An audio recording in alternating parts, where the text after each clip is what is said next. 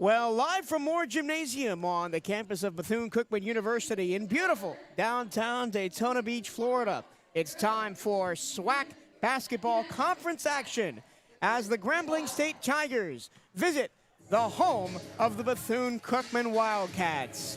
Hello and a very warm welcome. My name is Michael Chirillo. Happy to have your company, and also happy to have the company of both Sabrina Petitholm and Henson White today. Henson, this game against Grambling State for the women's team could be the catalyst to propel the Bethune-Cookman Wildcats to the top of the conference. Yep, this Grambling State team is an amazing early season SWAC test for this Wildcats team.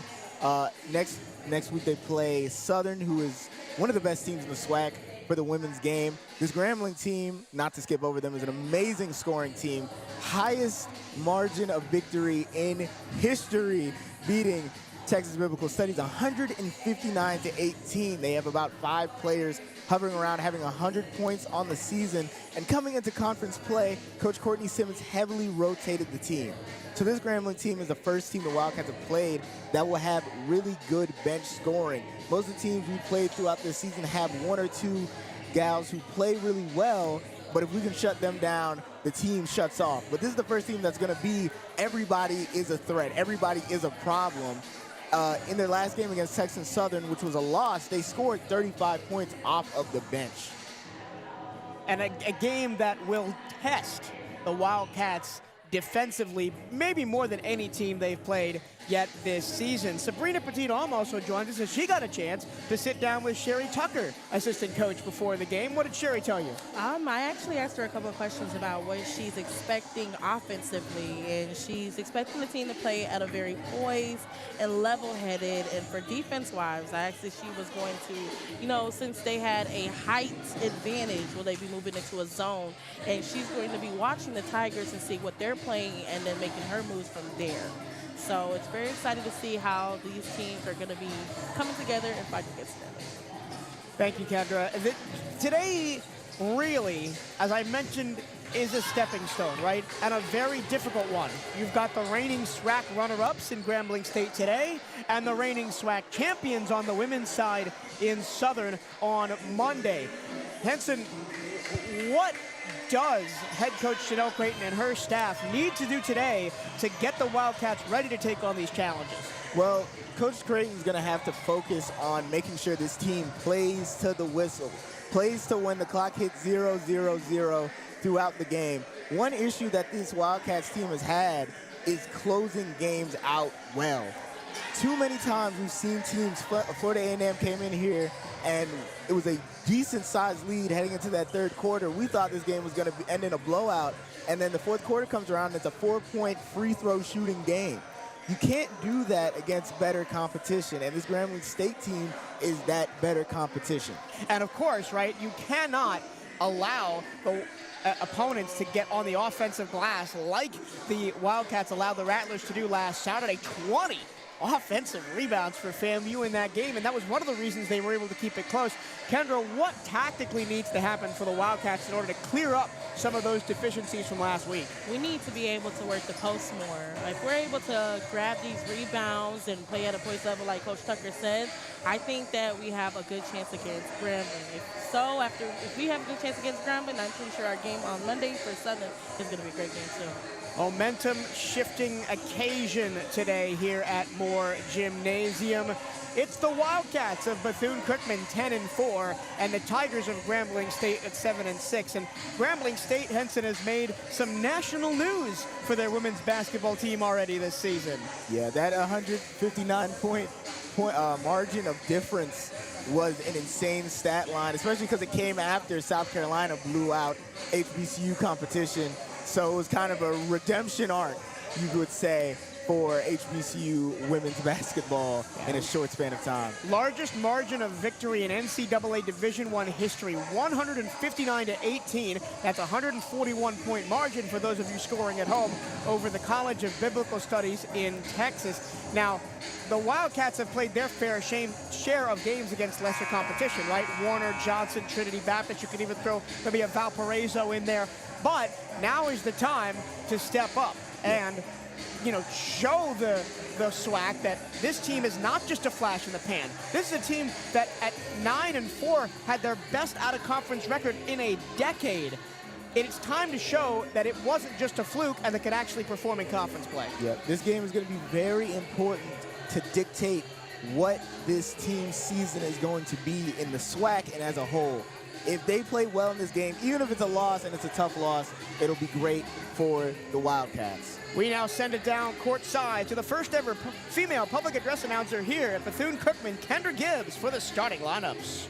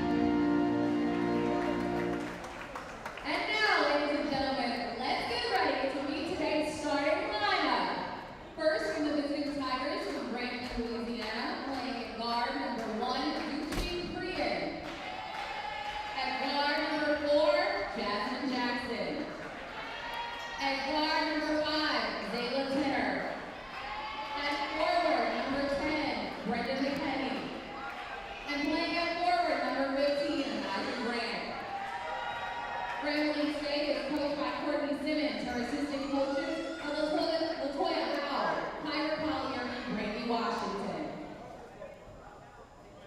And now, the starting lineup for your 2023-24 Bethune-Cookman Wildcats. Playing in guard, number 1, Ashante Edwards.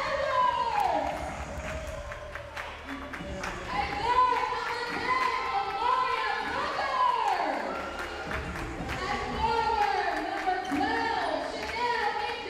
And then guard, number 21, Harriet Dunn.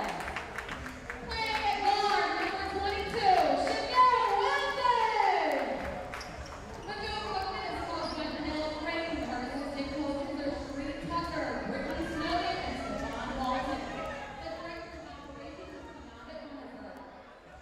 Well, here we go.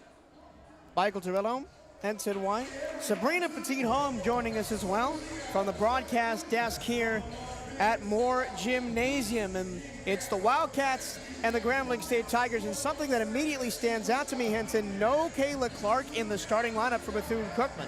Yeah, that stuck out to me too. I don't know if it is a possible nagging injury or if it's a rotation thing that we want to put her in later into the game, into the proceeding of things to see how Grambling State comes out. But obviously, Kayla Clark is our best field goal percentage-wise player, our best rebounder, and our best blocker.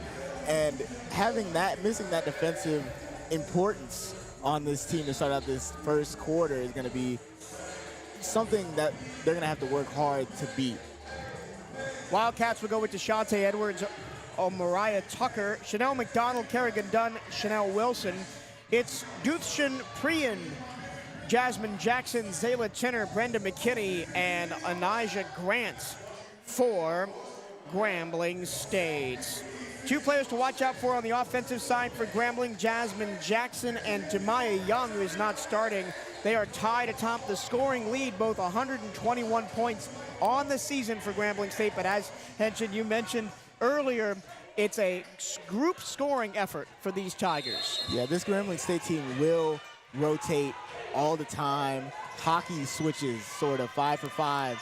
So you're going to see pretty much every player on this Grambling State bench. Grambling wins the tip. They go from right to left in the all-black. Mid-range jumper no good. The ball caroms out of bounds. It'll be a Wildcat ball. Wildcats in the gray, trimmed in maroon and gold. Not as big of a crowd out here as there was last week for the FAMU game. Maybe they'll trickle in later. And there we see the full court press for the Grambling State Tigers, already forcing 1 turnover. This Grambling team is tops in the SWAC, forcing 25 turnovers a game. Down low, no good from Grant. She gets her own miss. Hook shot rattles down, and the Tigers score on 2 straight possessions. And that's the last thing you want to see. Something that we saw in that FAMU game. Players getting those easy offensive boards and just put back points. You can't do that against a better team. First time on the offensive zone for the Wildcats. They'll go down low to Chanel McDonald. Twisting, turning, right-hand layup, no good. Fighting for the rebound, and it's ripped away by Priyan. In transition, and a charging call against Brenda McKinney. Great job by Deshante Edwards to step in and take it. Yeah, that was a great charge taken there. Setting her feet just in time to get that call. That looked like it could have gone either way, but gets the call. Turnover of possession, Wildcat ball. Trying to beat this full court press that they've been using. I mean, you've seen the press that Coach Courtney Simmons likes to run, and it's another turnover off the press. And immediately we see Kayla Clark coming into the game. 3 possessions, and the center is in. And Kayla Clark is amazing at passing the ball. We saw her uncork the defense twice in that FAMU game from those inbound plays. So she'll be a welcome spark to beat this full court press that the Wildcats sometimes like to run. So it's very interesting to see that work against them. 3 from straight on, no good for Jasmine Jackson. Another offensive board. Put back no good for Grant. And now into the hands of Chanel Wilson. She's going to have to be big for the Wildcats today offensively. Clark way out high. And even when they're not in the full court, this really harsh pressing defense from Grambling State is very impressive, but they do get a reach-in foul against Zayla Tinner. Yep. If you're going to play that aggressively, you are going to get those kind of calls, reach-in fouls, transition fouls sometimes, but it's been working to start out this first quarter for the Tigers. Here's Deshante Edwards, travels and turns it over. 3 turnovers for the Wildcats in the first 2 minutes. And this is a Wildcats team that has prided themselves on not turning the ball over. They turn the ball over the fewest times per game in the SWAC at 14.9. But this is the first time we've really seen a team come in here and play like the Wildcats like to play. Very defensively aggressive, pressing up on you, trying to make you force mistakes. Brenda McKinney travels in kind. Good defense by Kayla Clark. And that's going to be an interesting matchup to watch because they'll try and, oh, look out, you mentioned those home run passes. Kerrigan Dunn to the cup and scores by Kayla Clark. Great pass. I love being proven right. She did that against FAMU. Just Tom Brady in the pocket gets that deep pass to uncork this press defense. Extra pass, no shot, but a foul on the floor.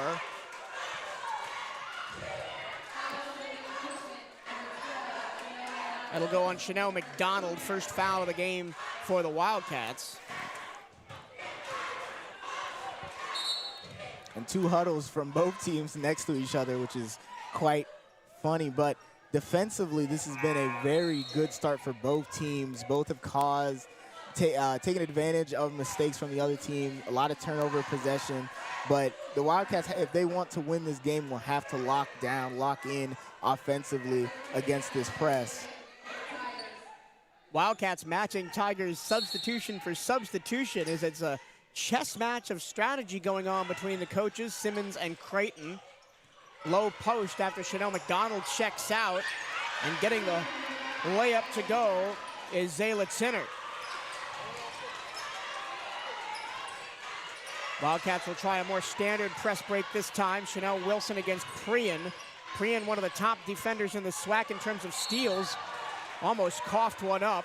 And then it's going to be a foul against Jackson State's Brenda McKinney. That's going to be her second foul as she went to the floor, but they're going to call it a reach-in foul. Yeah.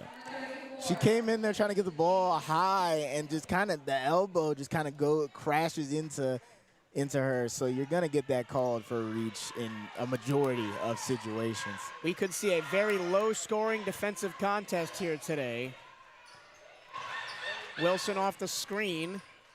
Steps back into a three, no good. Flashing through the lane for the rebound. And the ball goes to the Wildcats. It kicked off of Ariana Mosley underneath.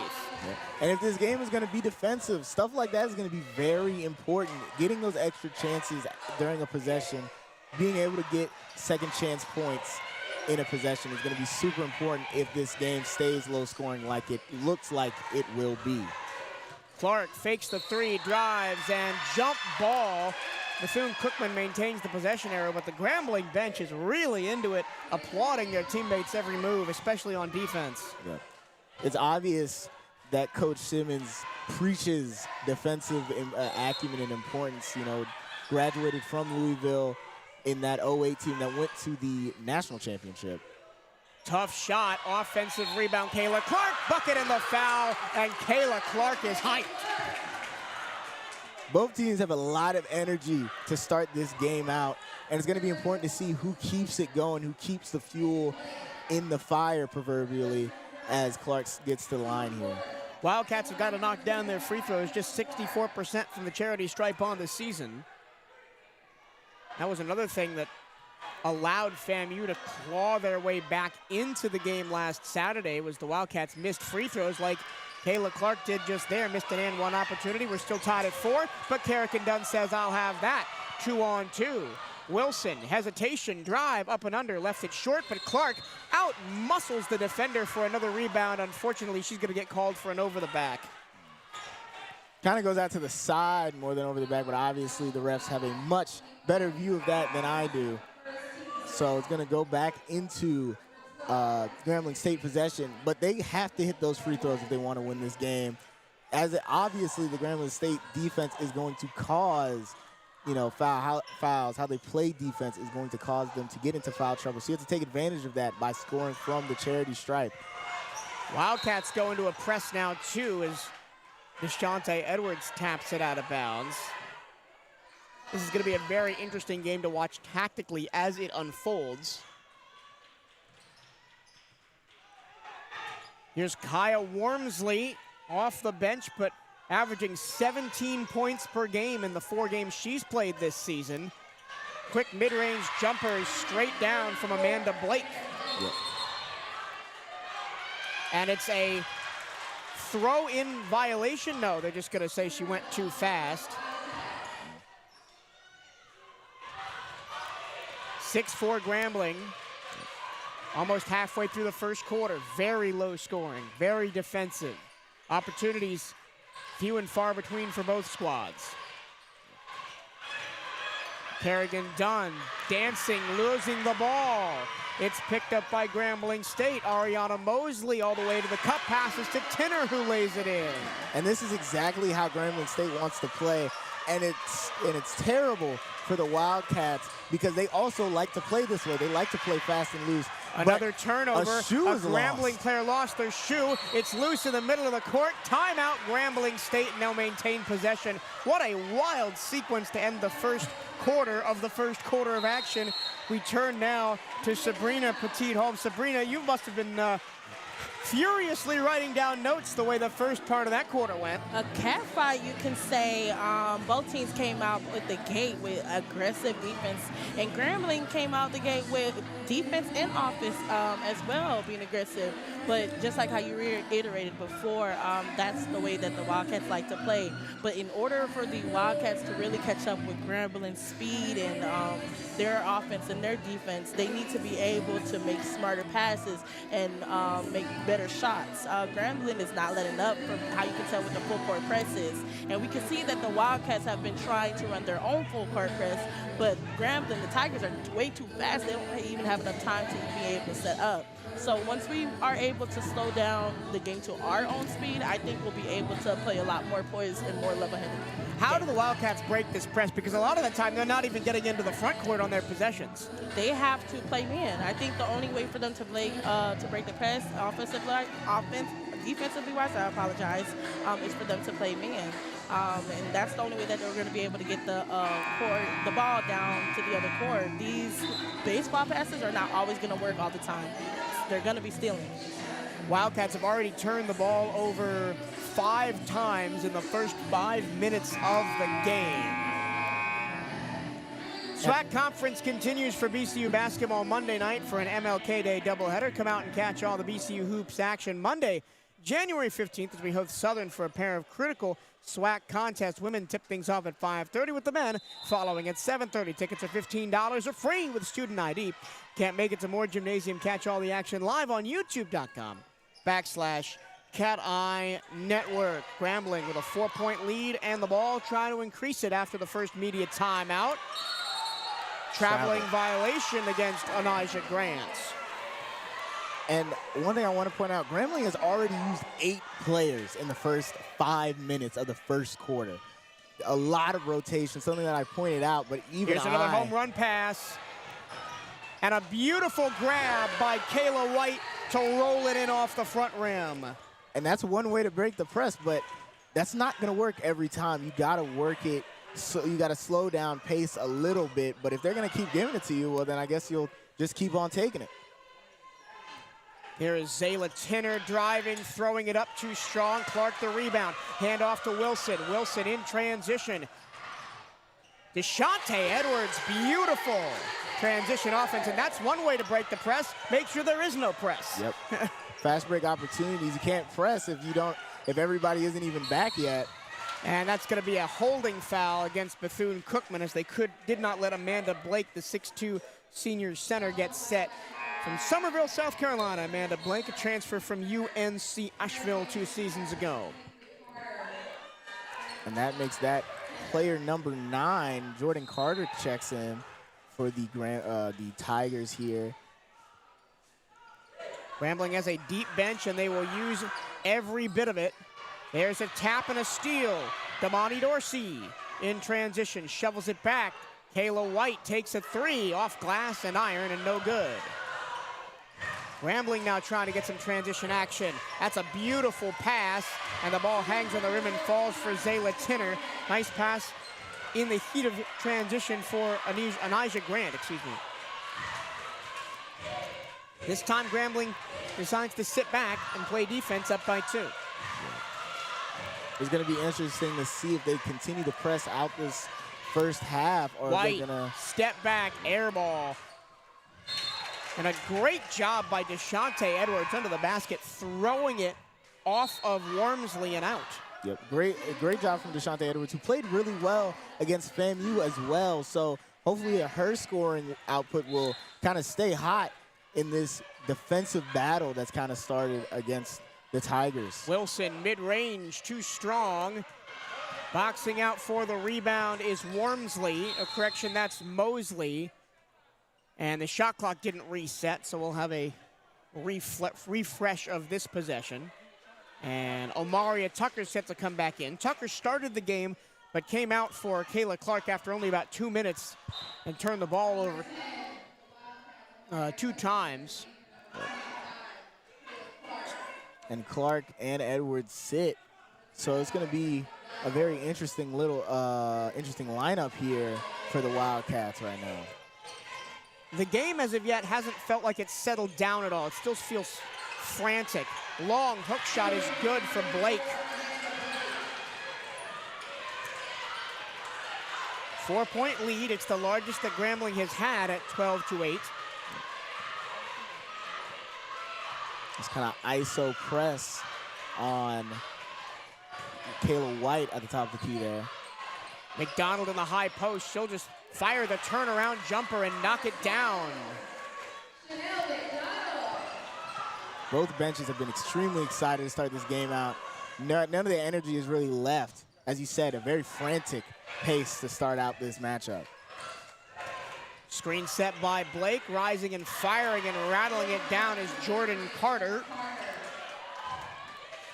You said everybody on this Grambling team getting involved. That's their 4th player to score so far. And that's on average for them. Everybody likes to score on this Grambling team. Nobody isn't going to touch the ball. White beats her man. Dorsey for 3. Knocks it down. Nothing really but net. Kind of hit the side netting there. And then we switched off the replay.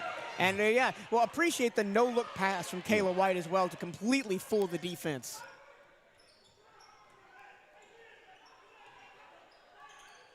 Oh. 14-12 the score. Blake, mid-range, too short, Tucker the board. She pump faked the handoff there, and it worked to beat the defense a little bit. And she has a very high jump shot, like naturally. Dorsey, transition, extra pass. McDonald doesn't miss those. That is some silky smooth passing by the maroon and gold. Yeah. I thought it was going to be an alley-oop for a couple seconds there. I thought we were going to see another highlight play on a fast break, but still an impressive play from McDonald. Now Grambling tries the no-look pass into triple. It's an offensive board. Mosley catch and shoot. It's good. And just like that, Grambling takes the lead right back. Those mid-range shots for Grambling have been going down very efficiently in this first quarter. And that's different. Most of the teams that have come into here have been very three-point reliant. So seeing a team come in here and start shooting the midi a lot is very interesting. And another hockey substitution, a whole line coming in for the Grambling State here. And this is still the first quarter. I know it might feel like we're late in this game, but we're just getting started. Just 16-14, Grambling on top of Bethune-Cookman. Kayla White runs the offense, almost gets the ball stripped by Prian. The ball rolls out of bounds, but it's a foul against White, who grabbed Prian from behind as she was scrambling to try and save it. Yeah, you can't do that. Trying to get up, trying to get to the ball, obviously frustrated by that. And now the refs are going to have a little conversation about that. I'm not sure that meets the criteria for an intentional or flagrant. Yeah. Just a basketball play, but another extra possession for Grambling and a 6th turnover by Bethune-Cookman in the game. Already almost at half their average for an entire game as they force another turnover for Grambling State. This ball has been in both teams' back pocket, essentially. Both teams with 6 turnovers. Both teams with, well, not the same number of steals. 4 steals for Grambling, just 2 for Bethune-Cookman, but neither team really holding on to the ball that effectively. Off the zoom action, here's Deshante Edwards, stutter step, lost the ball, came right to Tucker, and then open for 3 was Kerrigan Dunn. Missed it short, the ball caroms out of bounds, it'll stay with the Wildcats. And Prian is an amazing isolation defender, a wing defender there, switching on 2 different players, causing a turnover twice in that same possession almost. She's doing an excellent job shutting down the offense of the Wildcats. 1:10 to go first quarter, Cats down by 2. Kayla White off to Kerrigan Dunn. Tucker, top of the arc, she drives, has the ball bounced away from her. Dunn picks it up in the corner, but she is double teamed.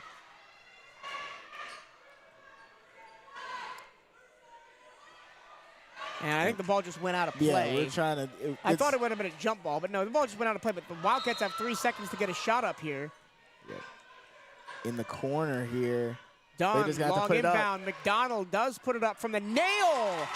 That's a tough shot a great job by Chanel McDonald to get that not second chance opportunity, but it might have felt like one due to how that ball was just, felt like it was going everywhere but the basket, as it's now tied 16-16. Blake drives, turnaround jumper. That is a beauty. Correction, that's Demaya Young, the sophomore from Manor, Texas. Yep. It almost looked like she just put the ball in the hoop. She didn't even really shoot it. It just kind of went in off the back iron. 1 second difference, shot clock to game clock. McDonald in the post, backdoor cut. Edwards with the floater, left it short, gets her own miss.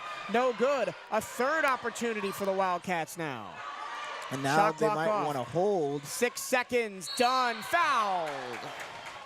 And hands on heads for the Grambling State bench. They thought that was on a clean block, but the Wildcats will have a chance to tie this one up from the charity stripe at the end of the first quarter. This has been a frantic first quarter. Just no one has held onto the ball well to start this game out. The shooting percentages for both teams are around 50%. Grambling State shooting 56%, has not made a three. The Wildcats have missed both of their threes, but are shooting 44% from the field, but have a similar volume of shots, 8 to 18 and 9 to 16. 1 for 2 at the line for Dunn. Grambling at the horn, misses it. And we go to the second quarter, 18-17. Grambling State extremely hot from the floor. Wildcats less so, but taking advantage of turnovers. Both teams have turned the ball over 6 times. And Sabrina, what have you seen in this first quarter? It's been wild and crazy. Thanks, Mike. Both teams are feeding off of each other's energy. You could practically feel it from the stands. Kayla Clark is doing a great job with rebounding on the post. Grambling is playing fluid. It's like second nature to these players, including the bench players as well. The Wildcats are not slowing the plays down at all. If we can continue to slow these plays down and run the plays that the way that they need to be played, I think points will start to drop. We can definitely see that Grambling is a mid-range shooting team. So maybe run a zone or a 2-3 zone. Both teams with 6 turnovers. Grambling's defense in the post is very tight. They're practically forcing the Wildcats to take 3-point shots, which is causing steals so they can, the Tigers can, grab the ball offensively. But that's what we have so far. We'll see what the second quarter looks like for both teams. The Tigers have 6 players that have scored so far, nobody with more than 4 points. How do you guard that when anybody on the opposing team can score from seemingly anywhere? It's kind of hard looking at it from the outside in because of the way that the Tigers are running their offensive plays. They're just pressing. It just looks like they're running. I kind of feel scared watching the game. As Henson said earlier, it's a frantic game. There's no energy that has been left unturned. Everybody's just trying to get the ball, running the play, making the points. So if we can continue to slow this game down, I think we have a chance of actually dropping some shots. Nike is the official outfitter of the Bethune-Cookman Wildcats. Gear up on the newest BCU Nike gear at nike.com/Bethune-Cookman Wildcats, and make sure you are representing Bethune-Cookman University Athletics to the fullest. Buy the latest BCU gear online at the Bethune-Cookman online store. Go to bcuathletics.com and click on shop to find the newest BCU clothing and apparel. That's bcuathletics.com and click on shop. Well, live from Moore Gymnasium, my name is Michael Turillo. Happy to have your company. Also happy to have the company of Henson White and Sabrina Petit-Home, as well as the rest of our student-led broadcast crew here from Bethune-Cookman University. Henson, your thoughts on the first quarter? It's kind of been wild and crazy. The stats are pretty even, and that reflects that 1-point difference. Yeah, everybody's just kind of touched the ball. 10 players in the first quarter for Grambling State. If that isn't rotation, I don't know what is. That the most played minutes is Mosley with 8, but everyone has played at least a little bit to start out this game. And one thing that the Wildcats might have to stretch from, and we don't see her on the court to start off this second quarter, Kayla White did a lot of ISO ball towards the end of that first quarter, and it wasn't really working. She was obviously getting frustrated by Pre-In's defense, and that wasn't working well for the team. So possibly a shift to a more set play style, try to slow the pace down as this second quarter starts. Grambling with the ball and the lead. Long pass out of a trap in the corner. Prien, top of the key, right-hand drive, shovels it underneath. and another score from Anaja Grant. Those backdoor cuts have given the Wildcats fits early on in this game. A lot of layups for the Grambling. Yep. Focusing heavily on the first defenders. That was an amazing crossover by Kerrigan Dunn there. Dunn crosses over again. Flips it to Wilson, who's been quiet in this game so far. Clark in the high post. Puts the ball on the floor, falling away. Her shot is short, and the Wildcats have seemingly had to make those tough shots go rather than getting themselves in position to make easy buckets like Grambling have. Yeah, defensively, Grambling's done a great job of Wildcats turn the ball over. Here's Edwards all the way to the hoop, and she'll get the blocking foul and go to the line. Yeah. Grambling wanted to charge there, but I mean, feet were not set. She got there rather late. So it's going to go to the line here for the Wildcats. But for the Tigers, they've done a great job of forcing the Wildcats to sort of take tough shots, as you said, and in uncomfortable positions. They haven't been able to really set anything up. We've seen a ton of isolation basketball, which we haven't really seen throughout the season from the Wildcats. So we're just trying to see what works, really, on this offense to start this game out. Kerrigan Dunn, the sophomore from Dallastown, Pennsylvania, and another one of those younger players on this team that have a chance to really grow into all-stars. I'm talking about players like Cariana Woods, DeShante Edwards, Nia Jordan, Camara Langston, all sophomores in Janelle Creighton's first real recruiting class here at Bethune-Cookman, now in their second year. 20-19, back to a one-point game after 2 of 2 from the line for Edwards. Tinner, tough layup, won't go. Clark wrestles down the rebound, using those elbows to make some space for herself. Dunn, empty lane to drive into, and she says, I'll have some of that. Yeah. And I think Zayla Tinner might just need to change shoes. I think this is the second time her shoe has come off this game. We're only in the second quarter. So we're going to have to maybe figure that out for her. But obviously a good offensive possession for the Wildcats. I think Dunn was surprised by how open the lane was. She kind of hesitated for a second, expecting, I guess, a trap, but she goes into the lane and makes that tough layup. First lead of the game for the Wildcats, 21-20. They get another turnover, fast hands by Tucker. Dunn to Wilson, Tucker in the corner, 4-3, short. Tucker almost grabbed her own rebound, but the Tigers do get the ball, pushing it in transition. Extra pass, Prian on the wing, won't take the three, allows the offense to set up in front of her. Drives left, hits, skip through the lane, and gets denied by Kayla Clark with a huge rejection. Gets met in the middle, and Kayla Clark says, I'm not seeing that layup right there. Sends it out, forces them to restart the possession here underneath the basket. And that's a momentum shifting play, especially if they don't score on this ensuing possession. The ball goes over the head of Tinner, collects it on the wing, drives left baseline, great defense to force her to give up the dribble, and the Wildcats turn it over again.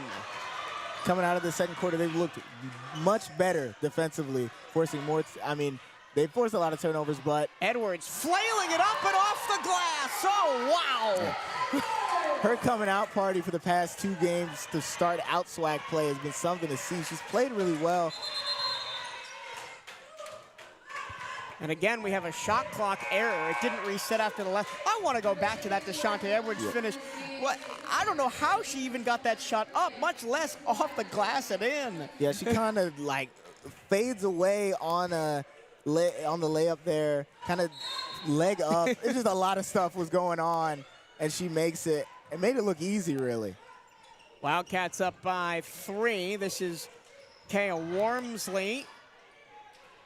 Here's for the tie, and it's swished home by the sophomore Jasmine Jackson from Aubrey, Texas. Yeah, you can't leave people open. Long ball again. And speaking of leaving into the people hands open, of Dunn. Dunn barely corrals it. And then a whistle and a stoppage of play. Are we going to have a travel? No, the shot clock didn't start again. That's the 3rd time that the shot clock did not reset. They must be having some trouble with the system down there. Yeah, because that is one time, maybe it's a human error. 2 times you could argue, but 3 times, obviously there might be something up with the actual system or maybe that person needs to get switched out or something of that nature as we get it going here now.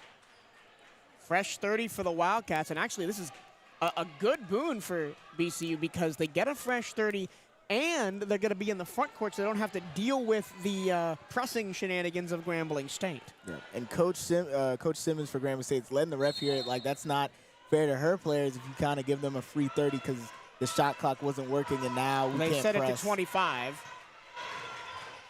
Wilson, who's been hounded all game long, hasn't been able to get anything done offensively. Clark in the lane, has it blocked by Anijah Grant. She says, anything you can do, I can do better. Yep. Goes up high. Both players meeting at the apex of their jump, and it just put out a play. Now only 12 seconds on the shot clock for the Wildcats, so they're going to have to figure out something quick. Tiana Gardner checks in for the first time for Grambling State, and I believe that's their entire roster has seen the floor.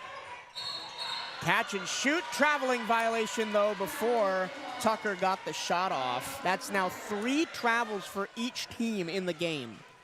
That fast pace is going to catch up to you somewhere, and obviously keep dribbling the ball has been the place. We appreciate all of you tuning in on this Saturday afternoon. Remember, the men's game will follow us at about 5:30. That's a mid-ranger that doesn't go for the Grambling State, and it's Grambling State ball as DeShante Edwards dribbles it off her foot while being pressured by Jackson. Yeah. It's very interesting to see a team, as I said earlier, Grambling State and the Wildcats play a very similar style of basketball. They want to be on that fast break. They want to cause turnovers. They want to cause ruckus. Catch and shoot 3, good. And it's 6 straight points on 2 straight threes for Grambling State. Demaya Young, who's the best three-point shooter on the team, 36%, knocks that one down. Beating the press here on her own, Chanel Wilson. Wilson, step back 3. No good, and Grambling State ball out of bounds. Wilson still without a point, 0 of 5 from the floor for Chanel Wilson. Yep. And you can see in the body language of the Wildcats, this press is getting to them. It is annoying them. And that's how Grambling State wants them to feel. They want them to be frustrated. You make mistakes when you're frustrated. People don't switch. People don't do the right things. And then that's how you get going on a good run. Massive screen. Is an illegal screen? No, it's a foul on Edwards. I'm not sure what that call was about. I think they're saying she ran in too hard, possibly? Pushed through the screen, I guess. Yeah, I wish we had mics on the refs for an explanation. At first, I thought it was going to be a bench tech or that Coach Creighton came out too much onto the court, but... That's Edwards' second foul, so she's going to have to come out of the game for now. Here's another 3, air ball, but it's an offensive rebound for Grambling, and another foul by Bethune-Cookman. And that's, I think, a frustration foul there if you're Damani Dorsey, just kind of flailing around. Yeah, just kind of slide tackles to try to get the ball, not playing soccer, and that's going to get a foul call, especially if you make contact like she did. Here's the layup. It's no good. Nice defense by Tucker, and a run over the back called against Tiana Gardner that will finally give the Wildcats the ball. And Grambling will drop back.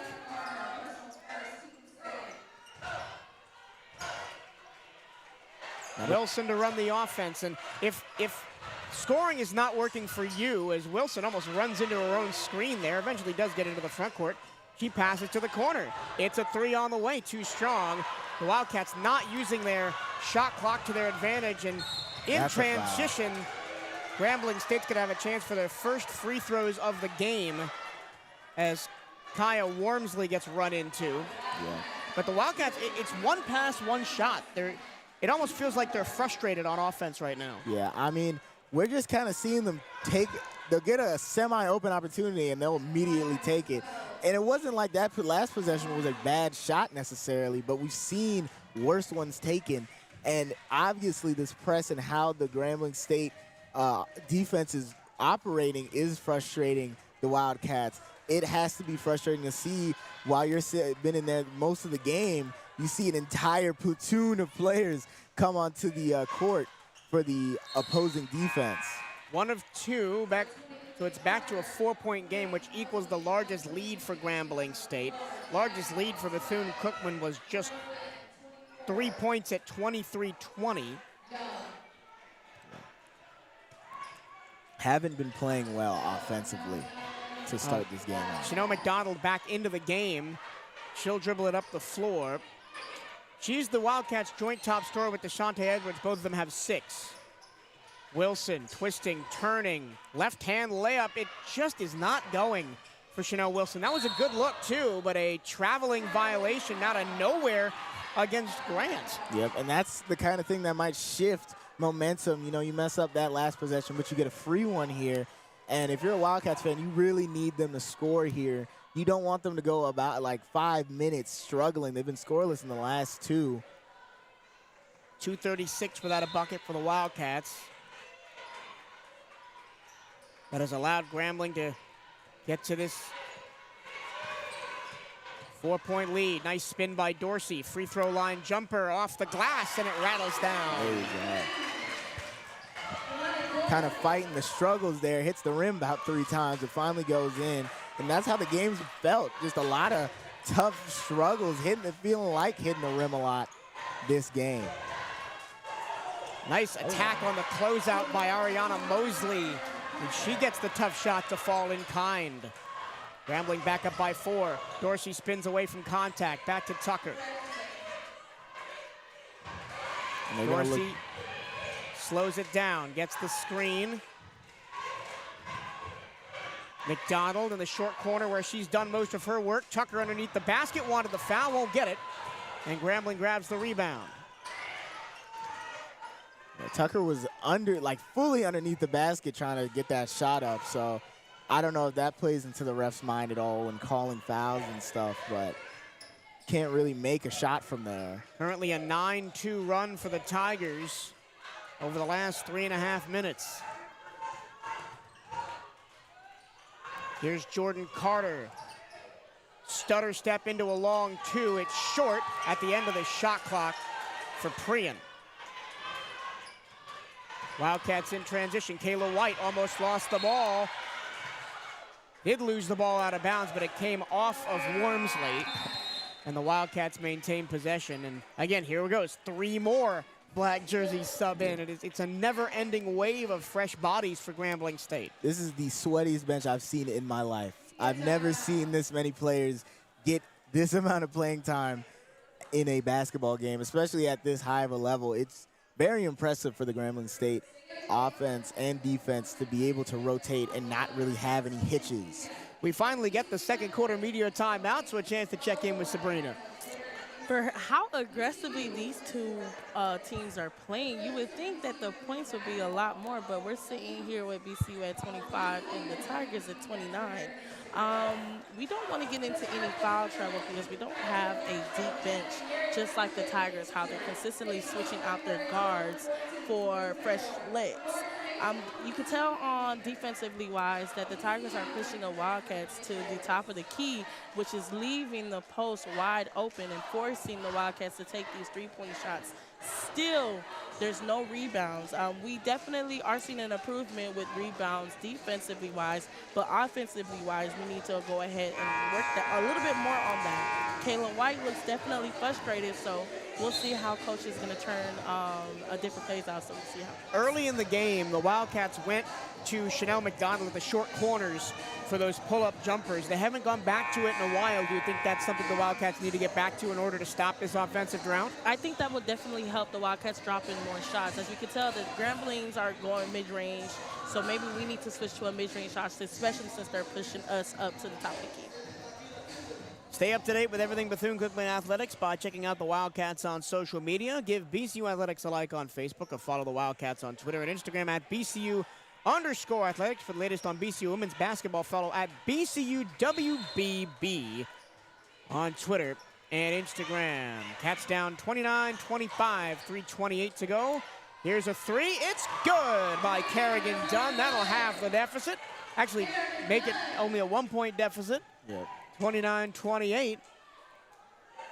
I think they were yelling about the, is that a tech? Or a, I'm not sure what.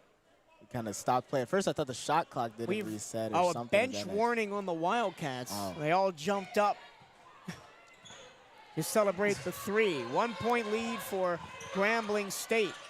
That 3 is long, and the Wildcats grab the rebound. Nice box out by Chanel Wilson.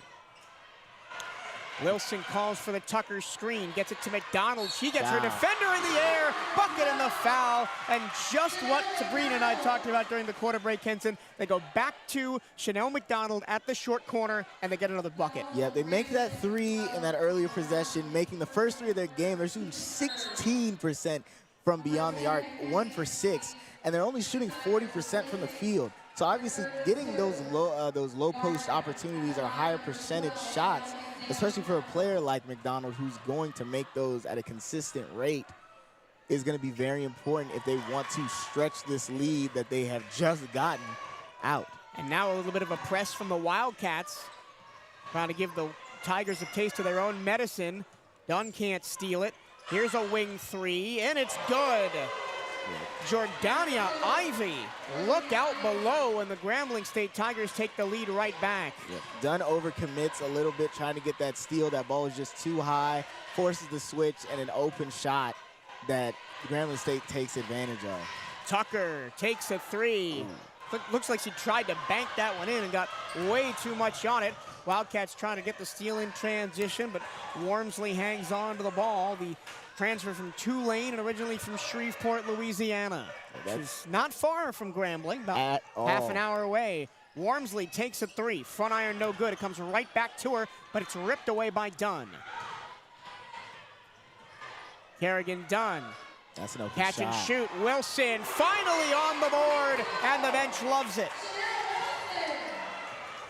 That's what you want to see from the Wildcats, finally getting some better offensive looks and finally making those shots to start out this second quarter of the second quarter after the break. Just 1:50 to go in the first half. Wildcats with a 2-point lead. Driving the lane, throwing it up. It's no good from Ivy. Wildcats in transition now. Here's Damani Dorsey. Does she go all the way to the cup? She takes a mid-range floater and hammers it down. And it's timeout Grambling State. Here come the Wildcats. They're up by 4. And you can see in the body language, the confidence is coming back for the Wildcats. Everyone was really happy to kind of get the lid off the basket after missing all those shots earlier in the game. And now we're going to go back to our sideline reporter, which we had on the sideline, but she's up in the booth with us. Well, we could definitely tell, just as we had spoke about in our prior break, that they definitely switched to shooting those mid-range shots, and we definitely see a lot more shots dropping in. Chanel McDonald definitely needs to be staying just a little bit more points being added so that she can hit those little short corners as well. But just as you said before, we definitely see a boost in confidence in our Wildcats, and hopefully they can keep that energy up. Why do you think the Wildcats have gone on this run over the last couple of minutes to take the lead? What has changed offensively? I believe that what changed offensively is moving their offensive plays around and more post players in the offense-wise as well. They got McDonald back involved, and that changed the entire complexity. And now the 3 is more open as well, Henson, because they're getting the defense of Grambling to commit to the post. Yep, you take advantage of what the defense gives you. If they're going to focus on your post game, the 3 is going to be open. Jackson dribbles it off her foot, has to pass it off to Prian. 10 on the shot clock. Prian drives into a double team. McDonald, and they're going to get her with a trip. Actually, they're going to call it on Wilson. That will be her first foul. Foul trouble for Bethune-Cookman. Edwards has 2. She hasn't played in about 5 minutes. White has 2. Correction, Kayla White has 2. And everybody else has 1 for the Wildcats that has 1. Off the inbounds pass, it's a wing 3 for Jasmine Jackson, and it's a 1-point game again. 1 minute to go in the first half. Those open shots have been draining. And then Wilson turns it over to Prian for the tie. Action for the lead. Another Wildcat turnover leads to a Grambling State lead. 45 seconds to go in the first half. Wilson against Prian. Dutchin Prian not letting Wilson get away. Finds McDonald for a nail jumper. She is so consistent from that spot on the floor. Yeah. You can tell she spends a lot of time practicing that shot. Makes it with a hand in her face. And now the Wildcats have the lead back after a topsy-turvy end to this second quarter as Prian holds the ball and just takes the time off the clock, shot clock. 1 second difference, shot clock to game clock. 10 seconds to shoot for Prian. Now she'll drive, gets to the lane, throws it up, no good. Offensive rebound is put home by Amanda Blake. 3 seconds left in the half, and that will do it. Grambling State takes a 1-point lead into the half after Bethune-Cookman. You thought that they might have had the momentum, but it's another steal off the full court press. The Wildcats have not done a good enough job at handling it, Henson. Yeah. That press has caused the Wildcat offense fits all game. They really haven't broken it consistently, and usually that's when teams start to switch off of it. If you can show them, hey, we're going to break this consistently. If you keep doing this, we're just going to embarrass you. That's when teams will switch off. But obviously, we've seen a lot of success for the Tigers with this press, so why switch off of it? It's caused a lot of turnovers. Wildcats already have 10 turnovers, and that's not all from the press. That's from travels, steals in transition, a lot of other stuff. So it's just something that the Wildcats have to work on coming out of this halftime break. Sabrina, your thoughts on the first half? My thoughts on the first half, both teams came out the gate aggressively with energy that obviously everybody was feeding off of. And you could tell that towards the second quarter, the Wildcats that came out with such energy where they gained their confidence back. Now, since the second quarter is starting to be over, we see that they switched their offensive-wise to putting McDonald back in and hitting those short mid-rangers. Now, if we can continue this, I believe that we can continue to consistently put more shots and our points will start to go up. But we'll see how the other second half is going to go. We'll take a break and be back for the second half. It's the Grambling State Tigers 39, the Bethune-Cookman Wildcats 38. This is Bethune-Cookman University basketball on the CatEye Network. Stay tuned.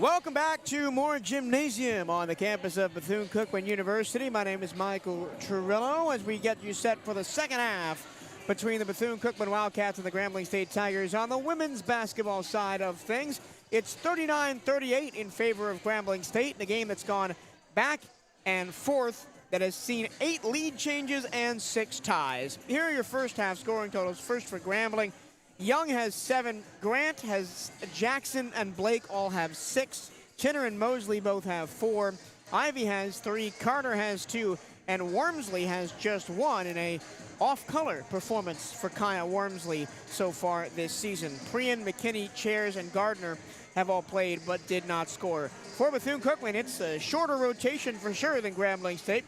McDonald has a game-high 11 on 5 of 6 shooting. Dunn has 8. Edwards and Dorsey have 6. Chanel Wilson has 3. She's just 1 of 7 that won a three-pointer in catch and shoot in transition. Kayla White has 3. Kayla Clark has 2. And Tucker is the only player on the Wildcats that has not scored, but not for lack of trying. She's 0 for 4 and 0 for 2 from beyond the arc. Some team stats: overall rebounds 17 to Grambling, 15 to Bethune-Cookman. Both teams have 5 rebounds. The Tigers have 6 second chance points. The Wildcats have 5. Grambling has 6 steals. Bethune-Cookman has 5 steals. Both teams have turned the ball over 10 times as a response to both teams pressing hard this entire game. Wildcats up on fast break points 15-9. Going to the paint are tied at 16 apiece. Let's bring in Sabrina Petit home. And Sabrina, what are both teams going to be looking to change going into this second half? Statistically speaking, both Grambling and Bethune-Cookman are matching up the stats almost pretty well. But I believe that Bethune-Cookman Wildcats needs to push the mid-range shots more and offensively rebounding to get those second chance points so they can add points to the scoreboard. Grambling, honestly, in my opinion, they really just don't have to do anything but continuing to play aggressively like they have been doing and pressing Wildcats if they're trying to win this game as much as the Wildcats are. Henson, what do you think the message from Coach Creighton in the locker room to the Wildcats was? Because they had a 5-point lead close to the end of that first half and let it slip away, and they trailed by 1 at the break. Probably something along the lines of, we gotta stop with the dumb turnovers. We got to keep possession. We got to take our shots. We got to take smart shots. We got to take our time in our possessions and make sure that when we're putting up these shots and we're making them. Because the main problem isn't that they're not getting shots up. They have the same exact amount of shots taken as Grambling State. This game is very close. But for an awful while, their shooting percentage was in the low 40s. Now it's at 47. But making those threes when they shoot them, they're 2 for 8 from out there right now. And if they were making those consistently, this would be an entirely different game. But you could say the same thing for Grambling. They're 4 for 7, right? So just something along the lines of just focusing harder, making sure you don't make dumb mistakes, and just play aggressive. The Wildcats really, for the first time this season, have kind of struggled with the drive and kick game of Grambling State defensively.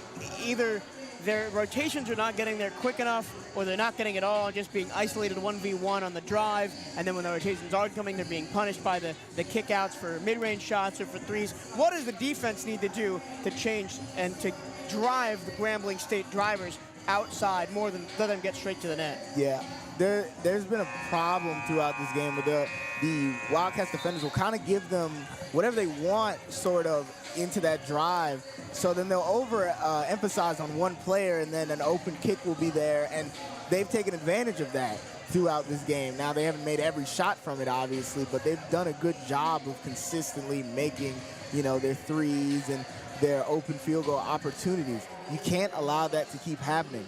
Another thing is that the nature of how Grambling State plays is very aggressive, so it's possible that the Wildcats are just very tired on defense, so it's hard to switch when you're tired. It's hard to do all the stuff you normally would do when you're tired. So it's going to be interesting to see. First turnover of the second half immediately goes to Grambling State as Prian forces the bad pass from McDonald. And that is the quite possibly, other than injury, the last way you wanted the Wildcats to start out this second half is seeing the same problems from the first. Both teams closed the first half on really good splits, shooting the ball. Grambling 5 of the last 6, the Wildcats 3 of the last 4. Prian almost turns the ball over, recovers it in the corner, and then dribbles it on the baseline. So Prian creates a steal and then turns the ball over. Usually you're supposed to do that in reverse, but now the press is back, and it's going to be interesting to see if the Wildcats can consistently break it. Wilson just driving Prian back into the half-court set. DeShante Edwards back. She has 6 points in the first half, but also collected 2 fouls. Wilson back to Kerrigan Dunn. Tucker sets the screen. Dunn goes right hand, floats it up, off the rim and in. Kind of pump fakes Tucker's screen there, goes up to it, turns around, blows by her defender, and makes that tough layup. This game is going to seesaw back and forth right to the very end, I think. 40-39 Bethune-Cookman. Prian drives left, replaced by Chinner. Chinner rifles it underneath the ball, caroms off of Grant and out of bounds. That pass had some heat on it, Henson. Yeah, Grant kind of tried to catch it, just hit off her hand, and now she's feeling that pass. You know, it kind of stung. I think she was trying to get it fit into that small window, but you throw it too hard for your teammate to catch, there's really no point of passing it. Wilson into the front court off the McDonald screen. Wilson backs down a defender. Backcourt pass or backdoor cutting pass to Edwards. And it's going to be an offensive 3 seconds as she couldn't get out of there and put the shot up. And immediately, Kayla Clark comes in to replace Tucker, just like we saw in the first half. Wonder why Coach Creighton does that. Possibly more of a matchups thing to see how the Tigers come out of the half. We saw a lot of physical battles between Brenda McKinney and Kayla Clark in that first half, and they're matched up against each other again. Prian spinning, floating it up. And for only the second time today, Grambling State will go to the free throw line. Yeah. Which is surprising due to the amount of fouls. We have 8 personal fouls this game, and only the Tigers have only gone to the line twice. So that's one of the things that the Wildcats have done well in this game is they've not fouled. They've not sent the Tigers to the line. While the Wildcats, 4 of 6 from the charity stripe. Yeah. And that was a very pretty spin jumper attempt by Prian there. She took her time, kind of very fast spin, gets the release off, and gets the foul. That was for the first points of the game for Prian, who averages 9.1 per contest. And here comes the full court press again for Grambling. Clark is the gunner, but she just throws it short to Wilson. She definitely thought about it. Her eyes were down court, but passes it short and they break the press normally. Wilson gets by Prian, and then Prian collects it from the back end and gets the steal. All the way to the other end. No good. Offensive rebound is put home from Demaya Young. And Grambling takes a 3-point lead. Here comes the home run ball. Dunn has it go off her foot and out of bounds, and another Wildcat turnover. But you can see Grambling is now wise to that deep shot when Kayla Clark is on the baseline. They're dropping 2 defenders back. Yep. And you would think if they're gonna, overemphasize on that deeper pass that you'd have more openings closer to you. But obviously, Grambling State's doing a great job of forcing them to emphasize on that long ball. Grant at the free throw line, hands back to Prian from Boynton Beach, Florida originally. Spent the first part of her college career at Pensacola State. Prian. Grant short on the jumper, Clark the rebound. Wilson driving through. McDonald fighting for positioning, baseline jumper, money. McDonald is possibly one of the most consistent shooters I've seen in my life from inside the arc there. That mid-range shot is her domain, and she just imposes her will when she gets an open look down there. Doesn't matter if she's open or not. Hand at her face, practice shot, she nails them all. Tough pass, finds its way to Young. She drives, floater, back iron no good. Another offensive rebound for Grambling State. Back out to Prian, cycles through to Young. Her three-pointer off the mark. A third opportunity for the Tigers, and she's gonna be tied up by Chanel McDonald, and it's going to be a possession arrow to Grambling State. And again, the offensive rebounds have come back to haunt the Wildcats. Yeah. That last rebound was more so just a lucky bounce, but those other two were very much the fault of lackluster boxing out there defensively from the Wildcats. Young on the baseline, steps through and misses the shot. Clark eventually gets the rebound, so Wildcats a bit lucky to get out of that one with no points given up on 4 shot attempts on the possession for Grambling State. Wilson against Prian, wanted to take the step back three, just goes to McDonald. Prian has done a great job defensively this game. Yeah, she's one of the best on-ball defenders in the SWAC. McDonald twisting, turning, rolling it in. And Chanel McDonald is trying to carry the offensive burden of the Wildcats right now on her back, doing a great job to start out this third quarter. Prian will slow it down. Get the double screen to the top of the key, kick to the corner, 3 on the way, it's short. And Edwards grabs the rebound and is fouled by Young. Great job. I want to look at the height difference. Deshaunte Edwards 5'7", Demaya Young 5'10". That's a 3 inches height difference that Edwards just went through and battled through for that rebound. Yeah, she did a great job. She's done a great job this season of those aggression plays, doing a good job of making something out of nothing to start out SWAC play. Tucker comes back in. She'll replace Chanel McDonald, and I think it's important to almost limit McDonald's minutes a little bit. She's been such a weapon offensively, 7 of 8 from the floor, that you're probably going to need her down the stretch. Yeah. But now let's see if the Wildcats can have some offensive presence without her on the floor. And that's a backcourt violation. And for Kayla Clark, who taps her chest, says, that's my bad. She had Damani Dorsey wide open. Yeah. But another turnover for Bethune-Cookman, number 15 on the day for the Wildcats. That's been the problem, is these turnovers, these kind of just mental errors, and then mixed in with the heavy press of the Tigers, rather. It's just a recipe for disaster offensively. Young from the corner, no good. Long rebound, another O-board for the Tigers. That is their 8th of the game. Prian, swarm, double teamed, rolls the ball to McKinney, and the ball goes out of play. Wildcats ball. And that was an extremely lucky possession because Mosley was in the corner by herself. She could have had a sandwich. No one was in her area code, but they just the ball didn't go her way there. And the funny thing is, the Wildcats haven't really worked on this drive and kick that Grambling State has been doing, and they've been working it well throughout.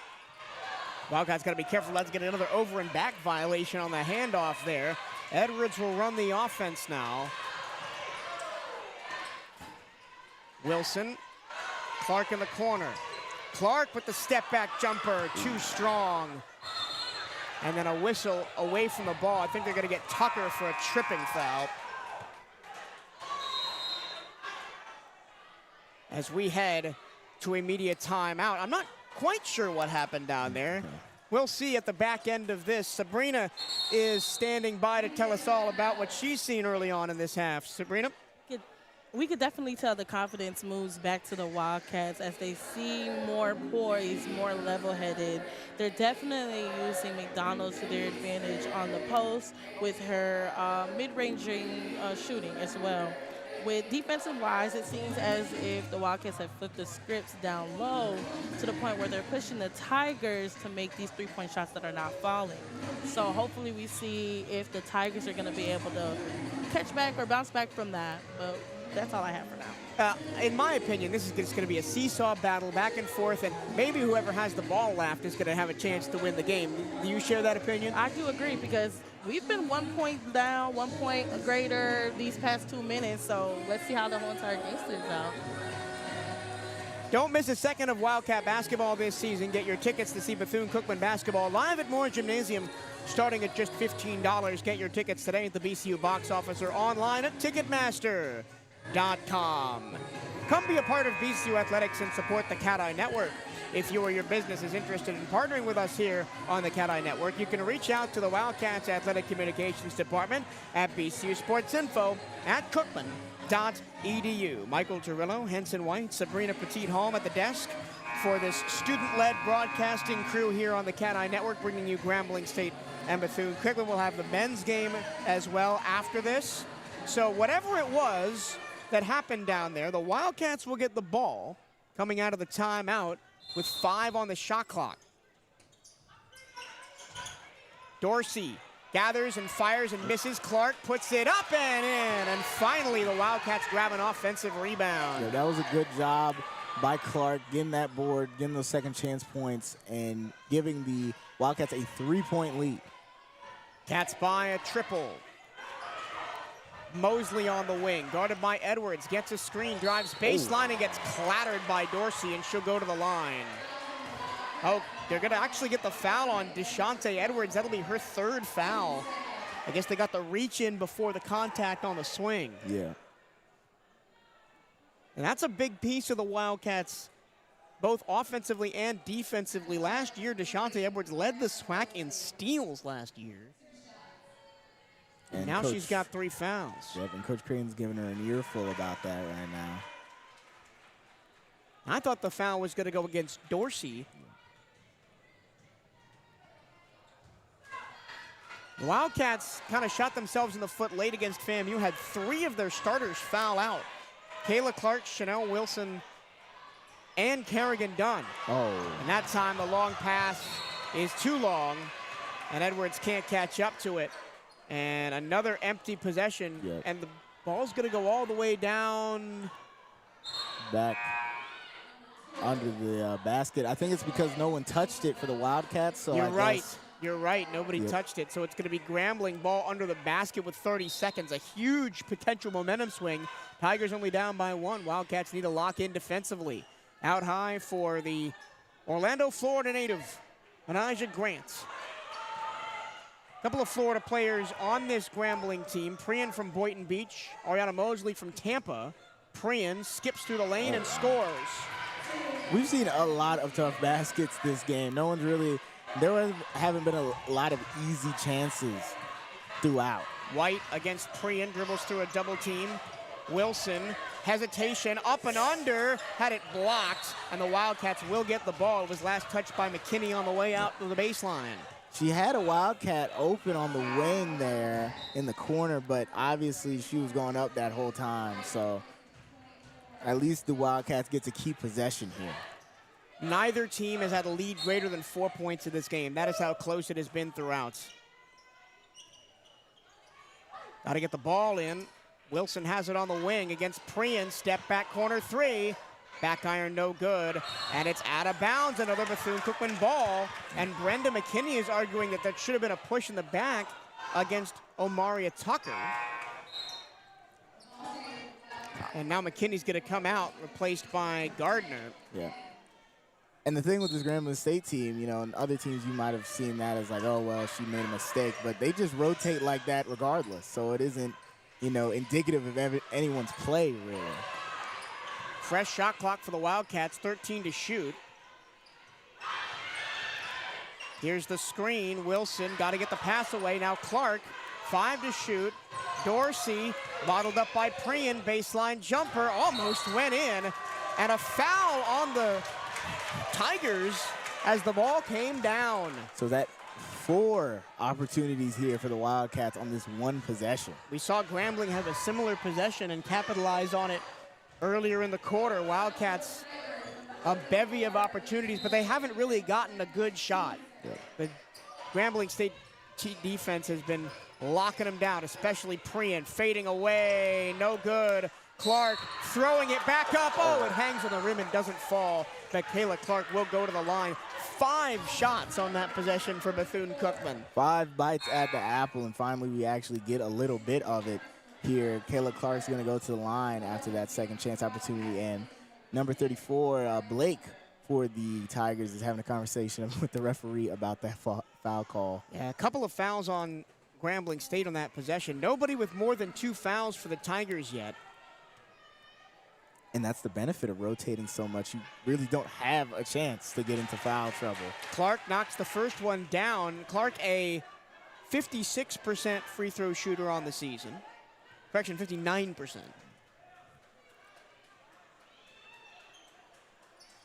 And she gets them both that time, and the Wildcats back up by one, 48-47. Here's Kaya Warmley, the Shreveport native, averaging 17 points a game, but's only played the last couple.